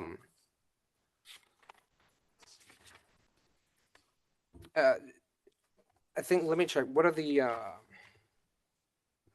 when you pick the placements for these, were the placement of the trees specifically designed to block the views from the houses? Or is it just like Yes, from where the aesthetics? residential area starts, that's where the trees begin, on Union Avenue. And as it comes down, and I would note that not to pick nits, but the requirement isn't that there be screening or buffering that would block the view. It's that, there would be other barrier adequate to screen adjacent residential properties from any activities on the premises. I mean, here, I guess what you're concerned about, or what the ordinance is concerned about, would be visual things such as signs. He's going to either, I don't know that they've gotten as far as to design the signs yet, but they're going to have to comply with the zoning ordinance, or alternatively, get relief from you, if they ask for signage that isn't permitted under the zoning. So the signage itself, for here would be, compliant one way or the other with the zoning ordinance, either compliant or they get a relief. And then just simply the whatever visually would be happening. Again, the testimony was that this is not the type of place where there would be, use on premises. This is not a lounge, where they would be there. So the other effects which is what the ordinance speaks to. Other than just simply the visual, I mean, there's not going to be smells or noise or sounds, you know, and I would also point out, as did last time, I mean, this is obviously set back a pretty far way from the houses on Union Avenue and on Pembroke. There's a fence on Pembroke. The Pembroke is a little, unfortunately, you don't show it, but there's a slope that goes up from the parking lot to the sidewalk. It's probably about a 4 or 5 foot fall off. And there's a fence that's there, and that's presumably why it's there. I mean, one of our suggestions in it, the feedback we got was that's probably not what the township's vision is in the existing fence to put slats, you know, there. That was a possibility for, that is offered. But again, the feedback was that really is not, you know, slatted fences either on Pembroke or Union Avenue was not something that was the township's vision.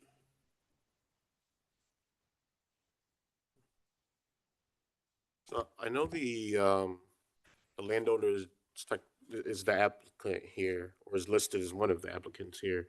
Is the intent for the responsibility for maintenance of this proposed landscaping, that would stay with the owner? Is Yes, that it would be correct? with the owner. Mhm.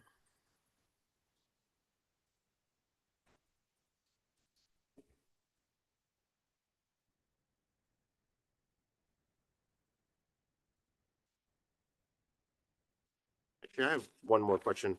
I don't profess to be an expert on tree species or anything like that, but is the proposed, or is, I guess, the depictions of the trees, are these supposed to be, depict them at full maturity, or is that like, if you know?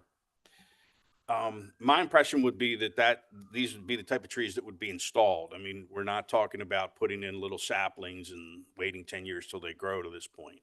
But I guess my question is, as depicted for that kind of tree, is that what full maturity looks like, or would it grow more than that? Like, is that like a, you know what I mean? Yeah, I don't know the answer to that. I would say that this is, again, there is, when the other portion of the shopping center was developed and the rehab centers there are what I recall to be similarly sized trees, and they look similar to this. I presume that's why he did it like this, to kind of make it match to what's on the rest of the property.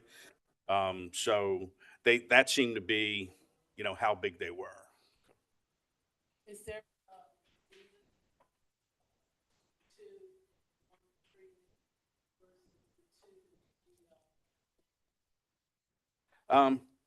No, those were just the options that he wanted to give you a couple of options.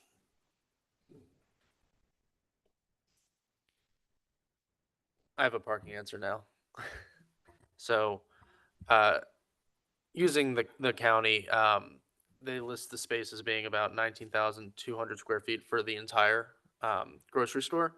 So it doesn't count the subsection that's going to be included for the market, but just everything at 250 per space per requirement for grocery stores is about 77 required spaces. They're providing 88 with, sorry, 96 total, 8 would be removed. So they'd be providing 88. Yep.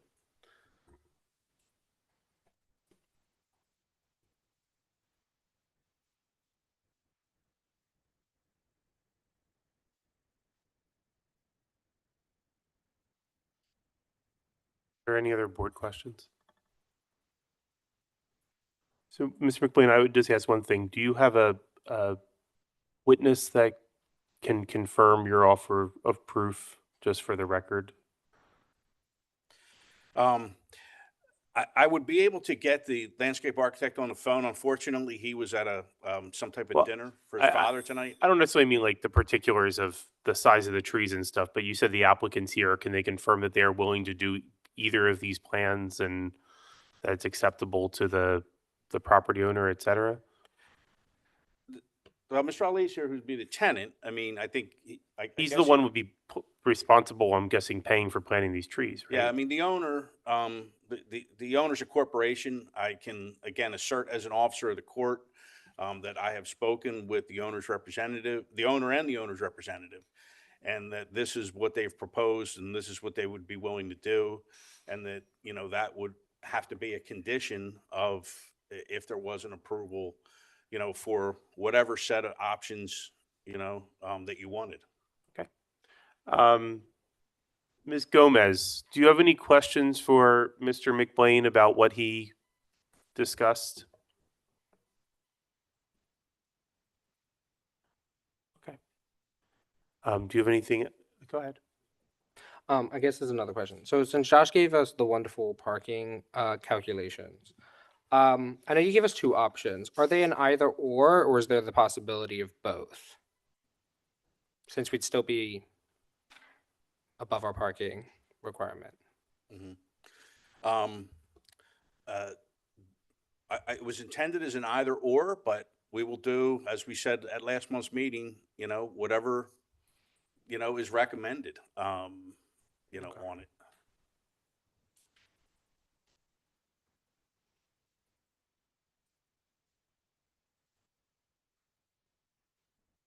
Do you have anything else, Mr. McBlain? No.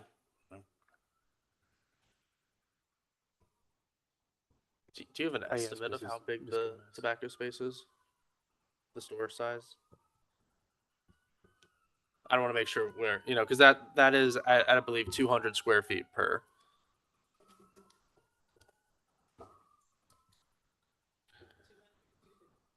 So 250 for the grocery, 200 for smoke shops. I just want to make sure we're not, you know, with adding the extra 4, we're not now making a new nonconformity. Do you recall how big is the space that you're renting?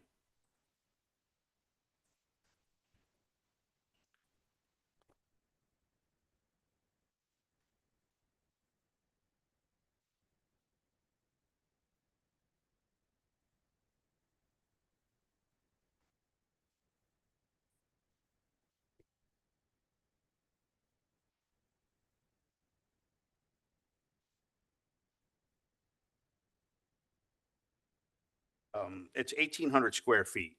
Okay. I Perfect. believe that was testimony that was offered last month. All right, so that would be 9 required.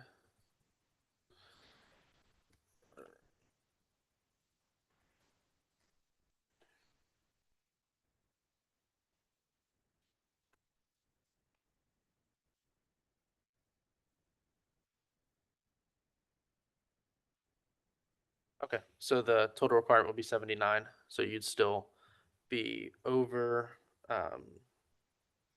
you'd be at 84, so you'd still be 5 spaces over, so you're good.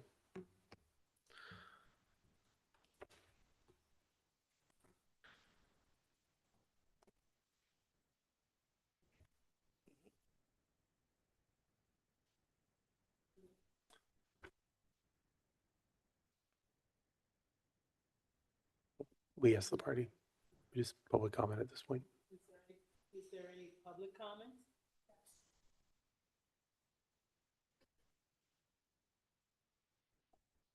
I asked her if she, I So- asked, I'm sorry, Ms. Schofield. Ms. Gomez, I did ask you if you wanted to ask questions, but did you have any testimony you wanted to offer? Thank you.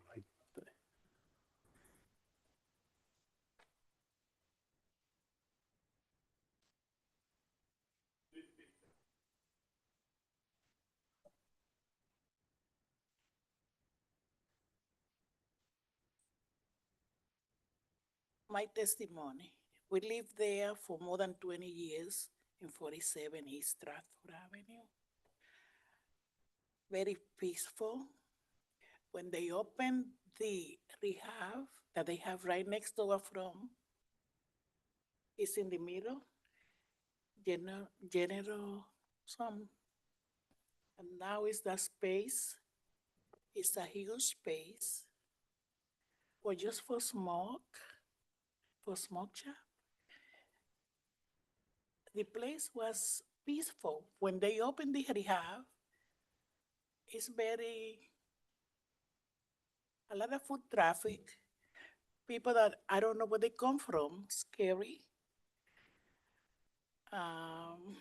It changed the quality of living, because if I have to go to Wawa, I have to be looking back, forward, because we don't know who is walking up the block. Is, if you check in the police in Lansdowne, we had to make a report because they took my son's car out of the driveway and stole it. Who did that? It must be the people that, the new foot traffic that we have up and down in my block. It wasn't like that before, but if they invest their money for a new store,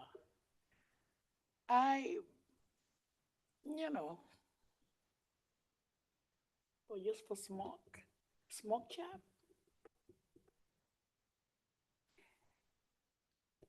I don't think so, but it's up to you guys. But a smoke shop, I don't think it's the right thing for now. That bring different people to the neighborhood. I don't know if it's retail or if it's wholesale. I don't know what it is, but that's my opinion. Okay, we are peaceful people that we're looking for better the neighborhood. But if they're gonna bring it down, the taxes there is very high. I had to pay school tax, all kind of tax, but we're looking for peace. And if they're gonna bring different in changing the quality of living, I don't think so, because it's very close. Lansdowne, East Lansdowne and Upper Darby, I don't know what is it, but that's my opinion, okay? So it's good enough. Thank you. Questions for Ms. Gomez? So I think now we can bring up Ms. Schofield again for her public comment. Thank you for your patience, Ms. Schofield.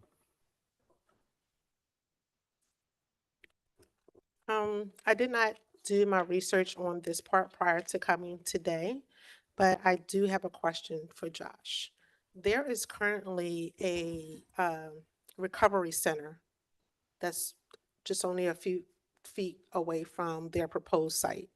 Is there an ordinance on the book that opposes such business that the applicant is opening to be near a treatment facility? Not a treatment facility. The only thing it can't be near is another smoke shop or a school. Okay, so that means I have work to do. Yeah. But I don't believe we included anything Okay. like that. That's okay. All right. Again, my name is Michelle Schofield. I stand here before you, and I appreciate the opportunity to speak today about the broader impact of allowing yet another convenience store that specializes in tobacco and vape sales in our community. While this applicant may have met the current zoning requirements, we must consider the real-world consequences of these businesses, especially when they take place in locations that undermine community health, safety, and economic development. The convenience stores selling a wide range of tobacco and vape products have negatively affected the public health, safety, and economic stability for our neighbors. These businesses normally target youth and vulnerable populations. The presence of highly visible tobacco and nicotine products make it easier for young people to access harmful substances, increasing the risk of early addiction. Attracting, loitering, and illicit activities, these stores often become a gathering spot for individuals engaging in disruptive and illegal behavior, putting additional strain on our law enforcement and community resources. The clustering of these type of stores diminishes neighborhood appeal, driving down property values and discouraging businesses that promote long-term economic and social well-being. These type of stores do not create sustainable job opportunities or services that uplift our residents.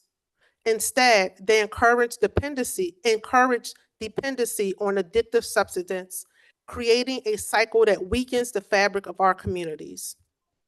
What makes this particular proposal even more irresponsible and harmful is that its proximity to the Lansdowne Treatment Services, which was once called the Recovery Center of America, a facility dedicated to helping individuals recover from opiate addiction through methadone treatments and counseling. We know that normally, before people start to get addicted to those harder drugs, they start with small drugs like smoking marijuana, vaping, other nicotine type of products. It's normally their introduction. That type of business being next door to them can trigger relapses. Many individuals recovering from opiate addiction are also working to overcome nicotine dependence. The easy access and advertising of tobacco and vape products right next door creates an unnecessary temptation that could increase relapse rates and hinder recovery efforts. The goal of outpatient rehab is to help individuals regain control of their lives.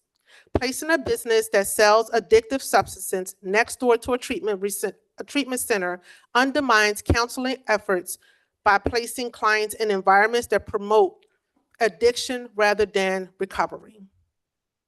Let's be honest, this is not a coincidence. Businesses that profit off of addiction strategically seek out locations where vulnerable individuals congregate. Instead of serving the well-being of communities, this proposed business will elicit individuals who are actively trying to heal. The message that we are sending when we allow tobacco and vape retailers to set up shop right next door to a facility meant to break addiction cycles. This creates a contradiction that weakens the efforts of dedicated healthcare professionals working to rebuild lives. The residents of Upper Darby Township, Lansdowne Borough, and East Lansdowne deserve businesses that contribute to a higher quality of life, not those that profit from the cycles of addiction and decline. We should be working to attract diverse businesses that provide essential services, healthy food options, career building opportunities, and community-focused investments. I urge this board to take diverse action by denying this variance as it directly conflicts with the health and recovery efforts of Lansdowne Treatment Services Facility, capping the number of tobacco and vape retailers in our communities to prevent oversaturation, and creating incentives for businesses that promote long-term economic and social well-being. Our community should not be overrun by businesses that exploit addictions and undermine the health of our residents. We need sensible, strong ordinance to protect our neighborhoods, support recovery service, and encourage investments that serve all residents from birth to old age. This is about more than just one store. This is about the kind of community we want to build and protect. I urge you to act in the best interest of our residents and reject this variance. Thank you. Thank you, Ms. Cofield. Any other public comment? If I could just have a couple of minutes to sum up and just address, I know at the risk of extending it any longer. First of all, to point out, we're not seeking a variance. As the board knows, we're seeking a special exception. And this type of a store was specifically addressed by Township Council and the mayor last July, where they adopted an ordinance that put in additional restrictions and put in rules and regulations for that. You heard most of the testimony last month, how we would meet all of those things. And I respect the opinions from Ms. Gomez and Ms. Schofield about, wanting to be protected for their neighborhood, but things like minors, that's addressed in the ordinance. That is minors are specifically excluded. And, that is enforced not only by your police department, but by the state, in terms of minors going in there. So there are those checks and balances in place. I understand the concern about being near a rehab center. I understand the opinions, but I don't believe that they're fact-based when you talk about that a convenience store and, tobacco is a gateway drug to opiates. That's just factually not true. There's no one from the recovery center here objecting to it, and I would think they would have the most direct concern that would be there. And I would also point out again, not that we're comparing, but right across the street there's a bar. We do think that we have met in the C4 district, your governing body drew up special rules, to have these types of stores. And respectfully, we think that we've offered evidence that we've met that. And we hope that you consider the evidence regarding the buffering. So thank you very much.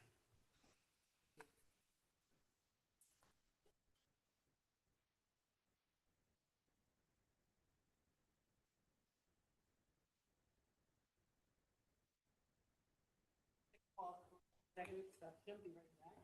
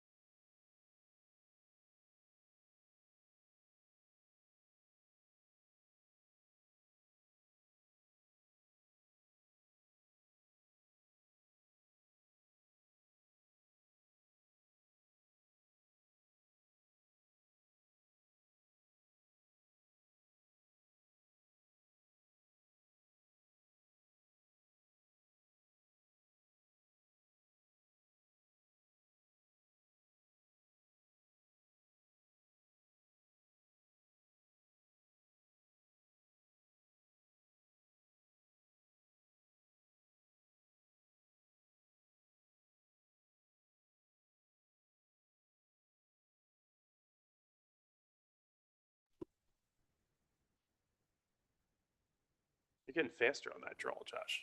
What? You're getting quicker on the draw with the unmute. Can I go? We're good, Josh?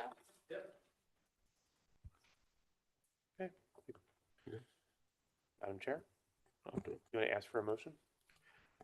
I make a motion to approve the application on the condition that a certificate of occupancy for the proposed use is not issued until the installation of the proposed landscaping on both exhibits A5 and A6. So to repeat, making a motion to approve the application, the condition that the applicant certificate of occupancy for the proposed use is not approved or issued until the installation of the landscaping depicted on both A5 and A6. Second that.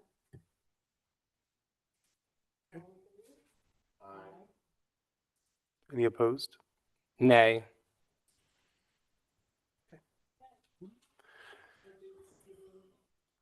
A letter, I'm sorry, you received your verdict within 25 days. Okay, moving on. 25 of 25, Parkwood Manor Apartments, applicant owner, 83 South State Road in Upper Darby, is in an R3 residential district. A variance from section 55037E2C to permit installation of a new ground sign less than 3 feet from the street right-of-way. And B, variance from section 55037G1B3 to permit a sign to be 29 square feet where only 16 square feet is permitted. All right. Hello. For this application, the board will enter the following exhibits. ZHB1 will be the application packet, ZHB2 will be the notice photos, and ZHB3 will be the proof of publication. Is anybody requesting party status for this application? Seeing none. Sir, can Good you please evening. introduce yourself? My name is Stuart Lundy. I'm the attorney for the applicant. I have with me a package that I would like to give to the board, if I may. Sure.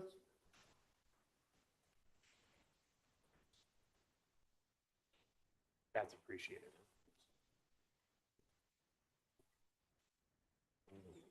I was just trying to look.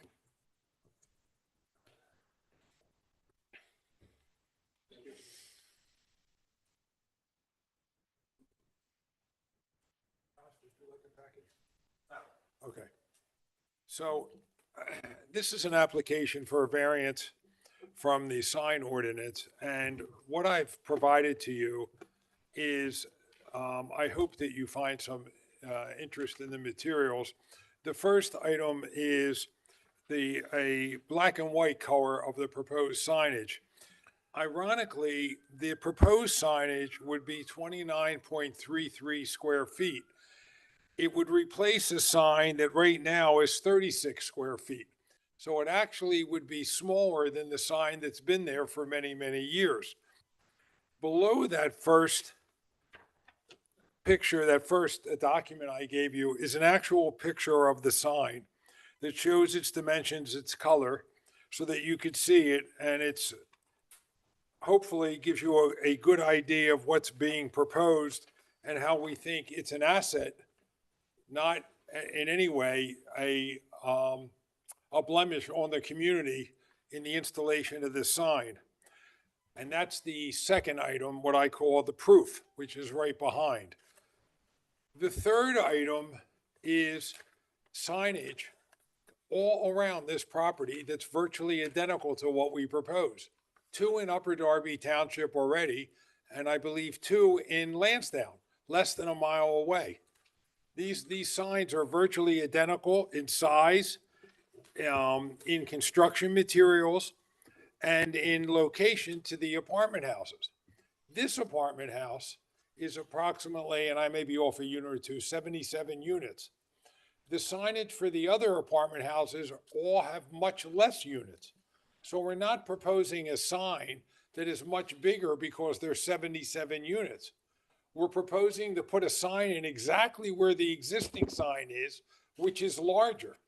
But since that sign was installed many years ago, the township has put in new signage regulations which is why we're here tonight to ask for a variance. But I'm hoping that when you see the design of the sign, you will agree that it's an asset and you will see that it matches signage all around the neighborhood. Literally within a mile, there's 4 other signs virtually identical to what we're proposing. So that is the applicant's case.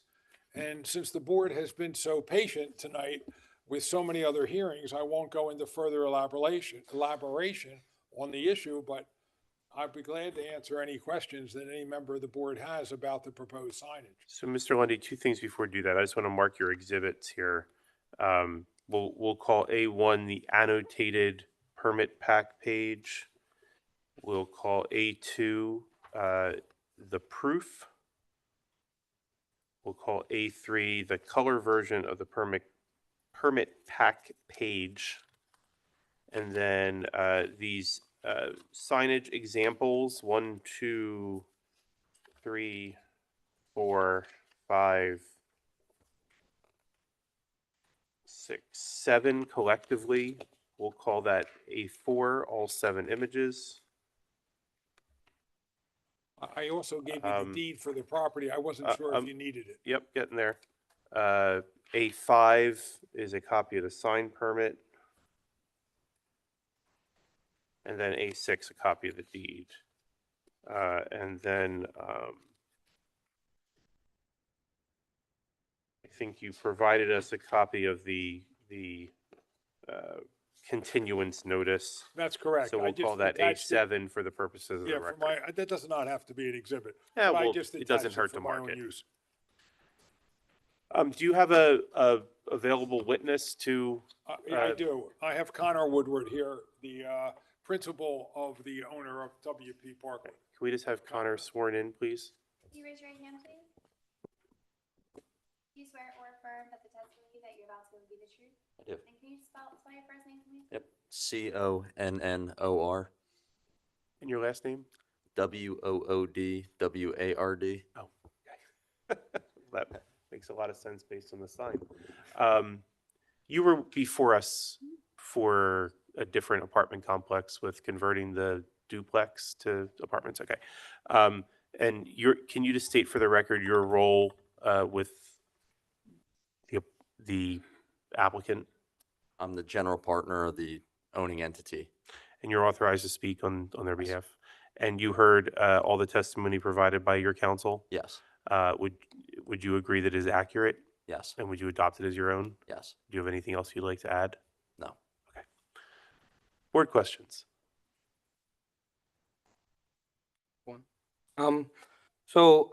Just one question. So I see that the original sign is a wooden post fence, and this is gonna be, I assume some type of construction? Masonry, okay. It being in the traffic right away, not traffic right away, but like, to be honest, like the street does curve and, people do speed around. So, my first question is gonna be related to, oh, well, I guess you guys have the traffic poles there, so I guess. All right, well, then I just have a simple question. I think you guys have really, this is so random, but really cute landscaping around that sign. Are you gonna put that back? We're gonna put much better landscaping around. All it. right, cool. The idea is, this is actually part of a complete thought along State Road there, because we do have 5 properties between Westchester Pike and the Wawa there on State Road. We have Ambassador, Sheldrake, Parkwood, Penzel, and Hazel. And all of the others already have approved signs matching this sign, or are in some part of the process with getting approvals, but those ones should not have to come before the board. So this one, we just want to make sure matches and looks good with the others. All right, thank you.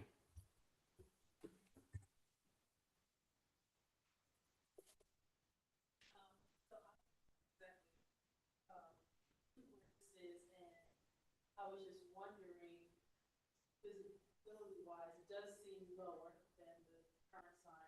It is. And, so I know that I live right there. And so you kind of come down say if you're coming from the light, going by the church, Sure. coming down, passing this apartment, it's like a hill. And so the new sign will block visibility for people walking to see up the street. And I, just looking at your new sign, looks like it kind of blocks visibility for people driving on that side of the street, that the building is on. I'm just looking at the photo. Well, I got to see through the woods. It's interesting you say that because it's not critical to us that the sign be exactly where the other sign is. It's within that right of way. We could move it out of the right of way if that's what the board proposes. The only reason we put it there is because that's where the existing sign is. But if the board said, well, we're okay with the signage, but can you move it to, I'll call it to the left, so it's not within the right-of-way area, we can move it without any problem out of the right-of-way area, so you wouldn't have this visibility question that you just raised. As I said, we just put it there because the existing sign was there. And so you're just trying to get it all uniform in addition to for visibility. Correct. Yes, it's a much nicer looking sign. It does light up. And so it is a sign that people can see, not just in the daytime, but in the evening as well.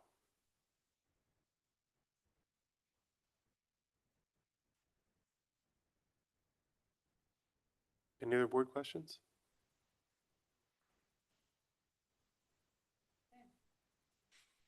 Okay, well, thank you. Is there any public comment? Any party status? No parties. Okay. I'll make a motion to approve the application. Second. All in favor? Aye. Any opposed? Thank you. Thank Have a good one. you. You'll receive a written decision within 45 days of tonight.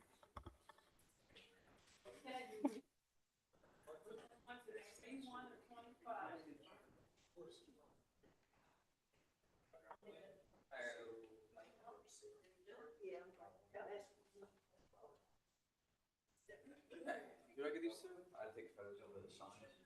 You can give it up to the. Yeah, okay.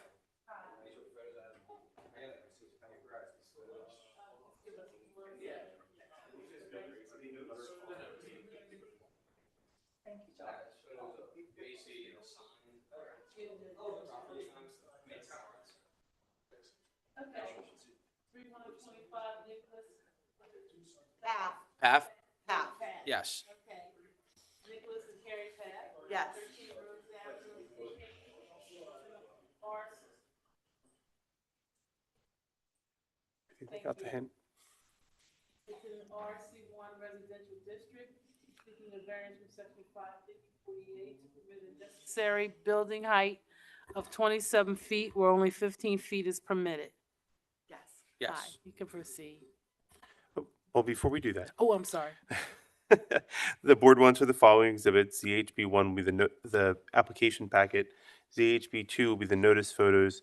ZHB3 will be the proof of publication. And as the applicant will introduce, we'll pre-mark a series of 6 photos as A1, including the applicant's own notice photos. Is there anyone present this evening who's requesting party status for this application? Seeing none. Now you can proceed. Go ahead. I'm sorry, can I just have your names, please? Kerry, Kerri, Pfaff. And your name, please? Nicholas Paff, Nicholas, PF. Yes, please. Can you both raise your hands, please? Do you swear or affirm that the testimony that you're about to give will be the truth? Yes. Yes. Thank you. And just talk one at a time if you don't. Okay. You wanna go? This is her Hi. house. Kerry Paff. I bought this house in 2000. 6 months after I bought the house, my husband passed away and left me with 3 little ones. It's taken me 25 years to save to have a new garage. So that's why we're here. And my son is gonna put the garage in for me. Oh, so, yeah, the current garage, I mean, I filled out a bunch of paperwork. There's drawings, I assume, that's, you guys should have. The current garage that she has is a 20 by 20. It's, I mean, it's not really fixable. It's makes more sense just to spend more money to build something bigger and more spacious and in a better location for us plus the neighbors around. And, yeah, I think that's pretty much it. Two other neighbors have put garages in. And I told Nicholas, I said, oh, that's what I want to have, is one of those type of garages. So- I think that's good. So the question with your application is not so much the garage itself or the size of the garage, but the height of the garage. Yes. And in the plan that you provided, it shows a second floor with a staircase up. Can you maybe describe for the board the purpose and necessity of having that second floor on the garage as opposed to a garage that can comply with the 15-foot height regulation in the ordinance? Well, the garage that's there now has a staircase going up. It's like, you know, I have Do you want me to say it? tons and tons of storage. So, yes, her current garage is, I think, around 15 feet, maybe a little taller, a little less. And there is space upstairs, but it's more of a loft, you know? And I got prices a few months back to get a garage built by the Amish. And I was like, oh, like, it wasn't too bad. So then I was like, oh, well, how much is it for a second floor for more storage, you know? Like, my mom acquires a bunch of stuff. We have a boat, jet ski, lawn equipment, all that stuff. And also space for, I mean, her office or even my office. So for me to build it now, like as I look back at it, I went from the Amish to me to build it. That's why I redid all the architectural drawings and all that stuff to do it right. So, I mean, just to have more space, and it makes more sense to just go up a couple of more feet, you know? Yeah, I think you mentioned in your application that and you just mentioned it now, that there's office space on the second floor. Well, there would be for my mom or me. Okay. Yeah. Can you describe why the office space has to be located in the garage? Cause I mean, currently in my mom's house, it's, what was it, like 100 years old. So there's no real space in the house between like, No closets and. well, there's no space in the house to have an actual desk, office. Just you're right. This isn't like skepticism that I'm offering. no, it's We fine. just need information as part of the record to understand the justification and give the board some factual basis if they choose to approve the application. So the more information you give us, the better.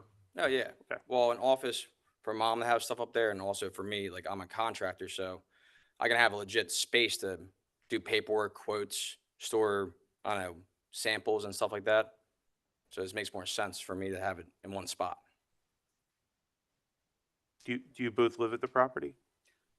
Yes. You live at the property. I do not. You do not. He doesn't, my other son lives with me. But you operate. I do not. My other brother lives with my mom. He lives down the street from me. Yeah, Do you operate your business out of the property? I do not. I have a separate garage and a storage unit that I keep all my stuff at. So, You mentioned a space for you to do paperwork. That's why I well, was- currently where I'm like renting with my buddies, I'm just using like, I don't know, a spare bedroom. So it's like 10 by 10. I mean, I need like a legit office, and to like acquire office space, I mean, stuff's not cheap nowadays. So I was like, oh, might as well invest the money into build my mom a new garage, solving her solution, and also part of mine. Excuse me, so you would be using, well, let me ask this question. What That's fine. would you be using the upstairs for? So I understand the garage, first floor level, the storage of. Yeah, like vehicles, boat, jet ski. Upstairs, what would that be used for specifically? It'll be more of like storage. So storage, whatever is stored downstairs, that's mine or my mother's, will be stored upstairs along with office space as well. Not like commercial, nothing, just like a desk and standard miscellaneous stuff. I have a lot of stuff. My parents passed away from COVID, and they came to live with me.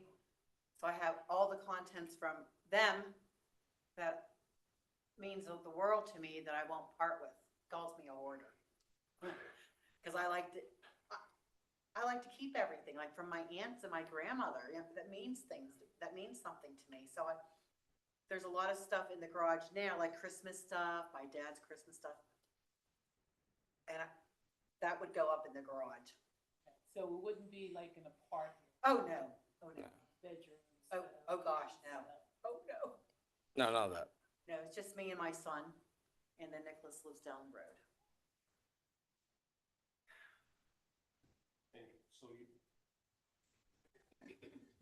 The first level of the garage is, that's gonna be utilized for vehicles? Yes. And so, I guess I'm trying to understand. So the second level, you're saying you had a lot of stuff you're storing, that you want to store, but you're saying you want to use it as an office. Not the entire section, just like A little section. utilize He some of the wants to put a space. desk.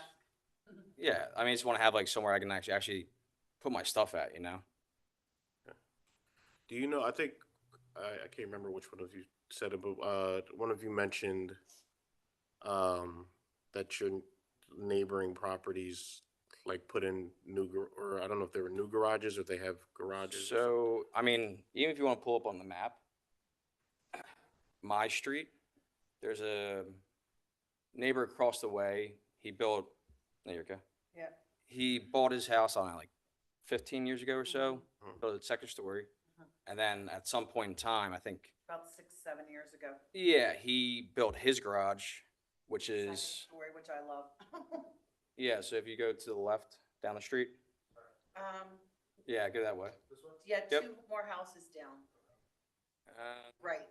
The The yellow one with the I got mine. burgundy. Yeah. So While now- he's doing that, do you know the height of that garage? I think his is around 25 feet, give or take. Go down a little more. It's that big house right there. You'll see it down. Yeah. So he got a variance for that. I think that's around 35 by 35, he said, with about 24, 25 feet tall. So he got that house built and also, or no, he built that garage and built the garage next door as well for the neighbor. Wait a minute. Oh, okay, okay. got it. Yeah, they're two separate properties. Right, okay. Yeah, that one's like, I think that one's longer, it's not as tall, and then his is tall and like not as long. Would your garage right now, is it visible from the street? I mean, you can go right, my mom's house, so if you go up the big blue house, it's a Victorian, here you go. So that's the current garage right there. And also there's a picture. Yeah, so there's a garage right there. And my proposed site plan, I guess I drew up, it'll basically go, that garage will be taken away, and then you will drive up the driveway and it'll be in the back corner. So, Yeah, so like right where that's at, that area. Where the trees are. Yeah, there's like, yeah, of course, there's one tree there, that's get removed. the trees get removed, you said? Just one, Oh, okay. yeah. So it looks like it's set back pretty far and you got a lot of, I guess, space in front of it. I mean, in terms of from the front curb, I guess. I don't know, is that part of your property, that like green space on the other side of the Yes. driveway? So the Okay. property is from, see that that thing that left the Cement. concrete cement? Mhm. From there all the way to the far right. Okay. There should be another one there? All the way over. I have almost a half an acre. Yes. So, That's- Those 2 lots and the house are her property. okay. Yeah, that was the original house. So she has about 150 by 150, give or take. Okay. From property line, property line. So have you guys considered so it sounds like you're sort of, and you can correct me if I'm wrong, but your main sort of position is that you need additional space. Did you guys Yes. consider accommodating that additional space with a bigger footprint as opposed to surpassing the height restriction? Because it looks Well- like you have more than enough space to make a larger footprint for the garage as opposed to going up. What do you mean by footprint? Just, Like the envelope of the building, Yeah. right? The building envelope. Did you consider just making that bigger as opposed to well, I adding a considered second that level? before. So I started my business like 4 years ago and been in the construction trades for about 10. And a while ago, we were just discussing stuff over time. Like, there's a dirt floor in there. The cinder blocks are like disintegrating. So No, to no, physically make that Right. bigger, I'm I'd have sorry. to basically pull it apart and redo it anyway. Right, let me clarify. Not with this structure. I'm assuming this is going away. Yeah. Regardless. I'm talking about your proposed new structure. Yes, What I'm asking is, the way you're right now, the way you're accommodating the additional space you're needing is by adding a second floor, right? Because the Yes. grant, right now in the footprint that you're proposing doesn't accommodate your needs. yes, And so to deal with that, you're adding a second floor. yes. What I'm saying is, have you guys looking to, instead of adding a second floor, having a bigger ground floor footprint? Well, if I Where went does- bigger, then I think it would just like, I mean, I didn't really consider that too much, but then it'll just start taking away space from the yard and all that. You know? Yeah, and then also I think anything over 1,000 square feet, you'll have to get into all this water retention and all that. Well, that's the old one. It's anything over 250 simplified stormwater, but anything over 749 is going to be an engineered stormwater plan. That's the other thing that you would also want to think about before getting rid of any green space. Yeah, I mean, I would have to probably, basically, I guess this means based on just the height, right?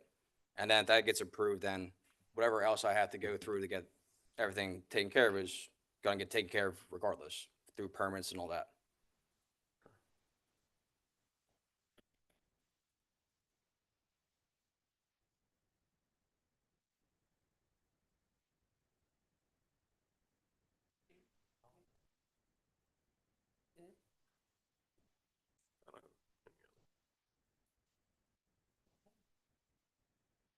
Is there anyone here for parties, asking for party status? Sorry, one more question. So right now, you're at a 12-foot, is it 12? You're seeking 27 feet, right? Yeah, you're seeking 27 feet. So we're looking at a 12-foot difference. Do you need all 12 feet to accommodate that second floor? Or can you Not get all that 12 second feet, floor? I think I kinda just had him like say, hey, like 10 feet for downstairs. And then like, I think I gotta do like 16-inch joists and then probably like another 7 to 8 feet and then the roof. So like, I was gonna try and get like, I don't know, around 8 feet upstairs, and then if I can get approved for the 27, I'll make downstairs a little taller as well. Now, if I don't get approved for the 27, like 24, 25 would work as well, you know? Okay. Yeah. I appreciate the candor. Yeah, no problem.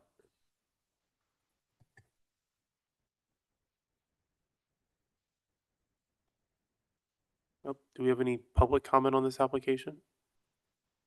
Okay, just we'll note for the record, there's no public comment.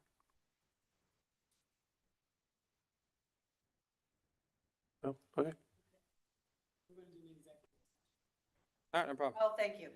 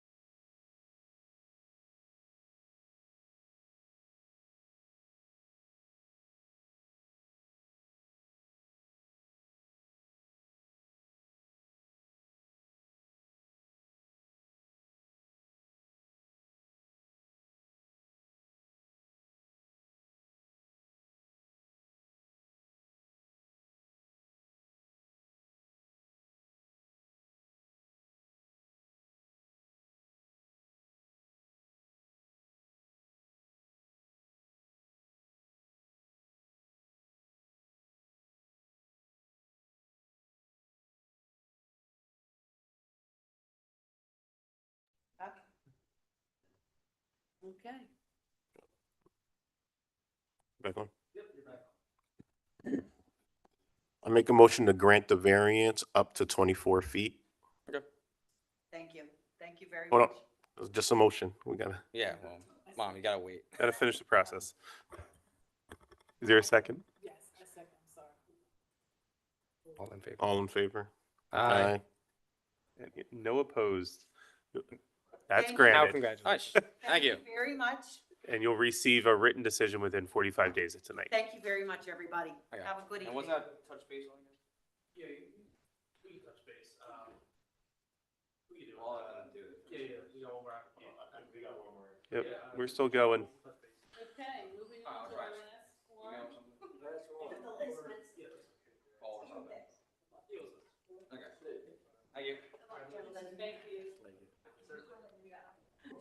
3-3 of 25, Royal Property Investors LLC, 8699 through 8719 Westchester Pike. It's a C1 commercial district. A variance from section 558A to permit one residential apartment on the second floor of a commercial building, and B, a variance from section 558B to permit more than one use on a lot.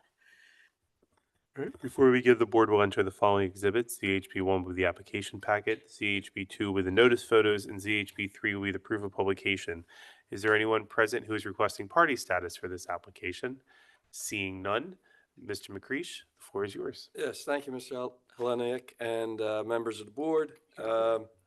This is David Prince. I guess you want to swear him in. He is the one of the principals, along with his son, Justin, who's in the audience, but David will just be testifying. He's one of the principals of Royal Properties. We'll swear in Mr. Prince on behalf of the very cleverly named organization. Can you raise your right hand, His please? valet company is Royal Valet, so. Do you swear or affirm that the testimony that you're about to give will be the truth? I do. And, I'm sorry, can I have your name one more time, please? David Prince, Prince. Okay, they bought this property. It was McLaughlin Plumbing, if you're familiar with it, right on Westchester Pike in 2023. And it's a big property. I think there's, what'd you say, 5 buildings on the property, including several different uses, a barber shop, some State Farm insurance, McLaughlin's Plumbing. There's a lot of parking, tons of parking. I think he has over 60-some spaces. And this one unit on the second floor, which has its own stairway and its own, he'll explain, own fire escape in the back, must have years ago, not by them, but converted, into residential, has a kitchen, a bathroom, everything all set to go. When they bought it, it was being used by as an office for Clinical psychologist. yeah, but office space on second floor is harder to rent. Also, because the changes that the prior owner had done, it is more sensible to rent it as a residence instead of, or as a one-bedroom apartment. It's about 600 square feet, has a living room, bedroom, and a kitchen and bathroom.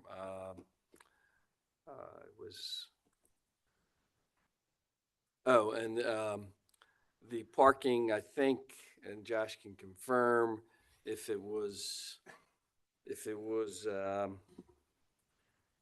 office, which is, or some other commercial use, I think it would need 3 spaces, and as a one-bedroom apartment, it needs 2 spaces, so it would actually have less impact on parking than the commercial use. That's correct. So I don't really have anything else. If you want to ask Mr., if the board wants to ask Mr. Prince any questions. So Mr. Prince, I'll just do this for the record. Can you state your title with the with Royal Property Investors LLC again? I'm the managing member of the Royal Properties. Okay, and you heard your counsel's testimony on behalf of your application? Yes, And to the best of your knowledge, is it true and accurate? yes, And would you adopt it as your own? yes. Is there anything you'd like to add? No, obviously, as Mr. McCreef said, when we bought the property, there was a commercial office tenant in there. But it was clear at some point in the past it was used as an apartment. Don't know when the tenant had been in there, 20 years or so. Board questions? The commercial tenant had been in there 20 years or so, or the, Yes. okay. Just to orient myself a bit, because I know it's kind of a hodgepodge of buildings, right, in that what, Good way to describe it. right, it's just kind of, yeah, I remember, it's really familiar with, or not that familiar, but I drive past it a lot. Yeah, can you pull it up, Josh, real quick? And he can point it out.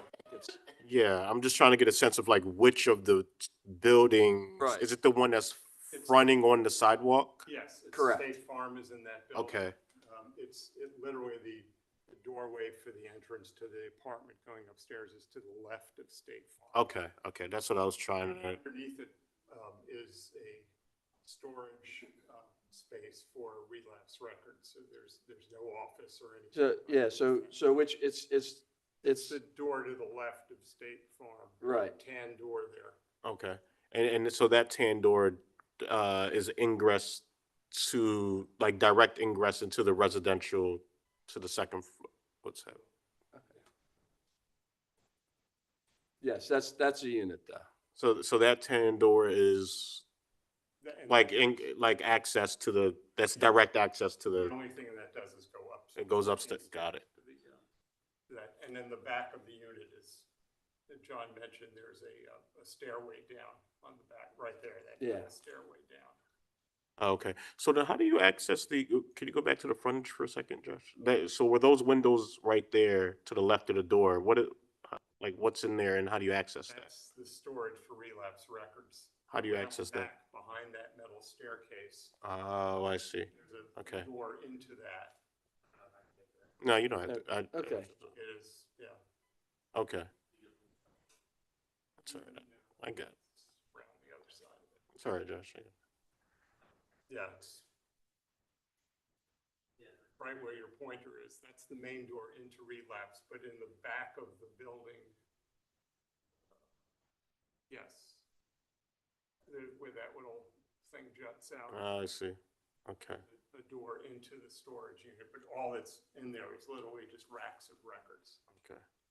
Okay. Yeah, I just wanted to, that's helpful. Thank you. I just wanted to make sure he wasn't proposing like a residential unit somewhere in the middle of all the. It's isolated. Okay. And so will the residential unit have like a designated spot, like parking spot for it, or it'll just have access to the shared parking for the entire Yeah, it development? would just be access to the spaces. Either side of the building, there's actually also street parking. Oh, is that metered? I can't remember. That's street, okay. Okay. But you never use all the No, spaces. The spaces have never been completely used in our property. Yeah, could you? Is that fire escape, or that's a fire escape, right, on the side of the building that we were looking at? Yeah. That's a fire escape from the unit? Kitchen of the. Okay, so that's a means of egress if there's, got it, okay.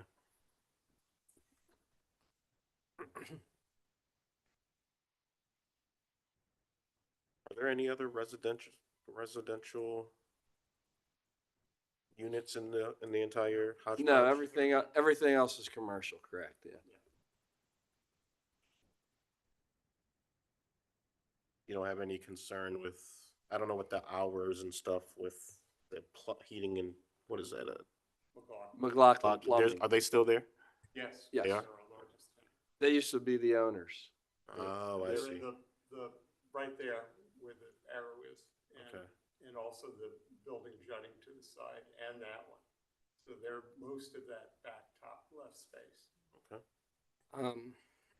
This is just like and this is more so, I know you say that the parkings never really fill up. Would it be possible to specifically designate a spot or two just for the residential unit to avoid any conflicts or issues inside the, I mean, yeah, no one's probably gonna use it, but all the spots, but it'd probably just make life easier. Relapse Records has 3 spots designated for them. Okay. Oh, do that? Oh, yeah, You then. can do that. Yeah, okay. Laughlin has a few to make sure their trucks have. Just put up a sign or two and just, okay, cool. Yeah. Thank you. Frankly, that'll help with marketing. Yeah, yeah, and they need 2, so, right, it's 2, Josh? 2 spaces. Yeah. Yep, we can certainly do that. What is the size of the second? It's about 600 square feet, yeah. So I guess it's being proposed as a studio efficiency? It's one bedroom. One bedroom, okay. Yeah. It's actually 1 bedroom with a living room and kitchen and a Yeah. full bath. It's currently set up like that? Yeah, well, it could be, yeah, there's 2, what was 2 offices and a kitchen area. I know I was looking at something and it had like steps, but it looked like it was office cubicles. I guess that's the same space. There was a ton of pictures on there. I don't even know what site I was on. Might have been different. Foster. And it had a bunch of Oh, pictures. that's the McLaughlin space. with the Oh, cubicles. space next door. Oh, yeah. Is the spa part of your property? The building next? It's like if you're in the State Farm, there's the curb cut for the parking, and then there's that, almost like a spa or facial place. Oh, the Millie Maid, yeah, is that's that part of your the property? next building over. She usually it's one person who works there, the owner, and she has 1 client at a time, so it's really. That's within that is your Yes, property. that's oh part of yeah, this. it's a hodgepodge, yeah. There's a dog groomer, there's all kinds of stuff. Is that a separate folio though? Or I think, That's a separate building, yeah. yeah, I think, It's Yeah, that there's- building. there- It's- yeah, it's there's- the upstairs on the right of that. yeah, they own both of them, but there's two different folios. Yeah. Yeah, no, they're 2 different parcels with the county. Yeah, one's 8719 and one is 8699. Yeah, that's 8719 on the left. Right, that's right. They own that, but it's a different parcel.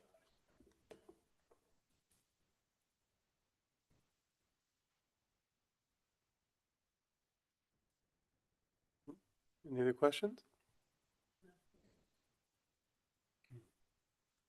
I'm assuming there is no public comment, and then we'll note that on the record.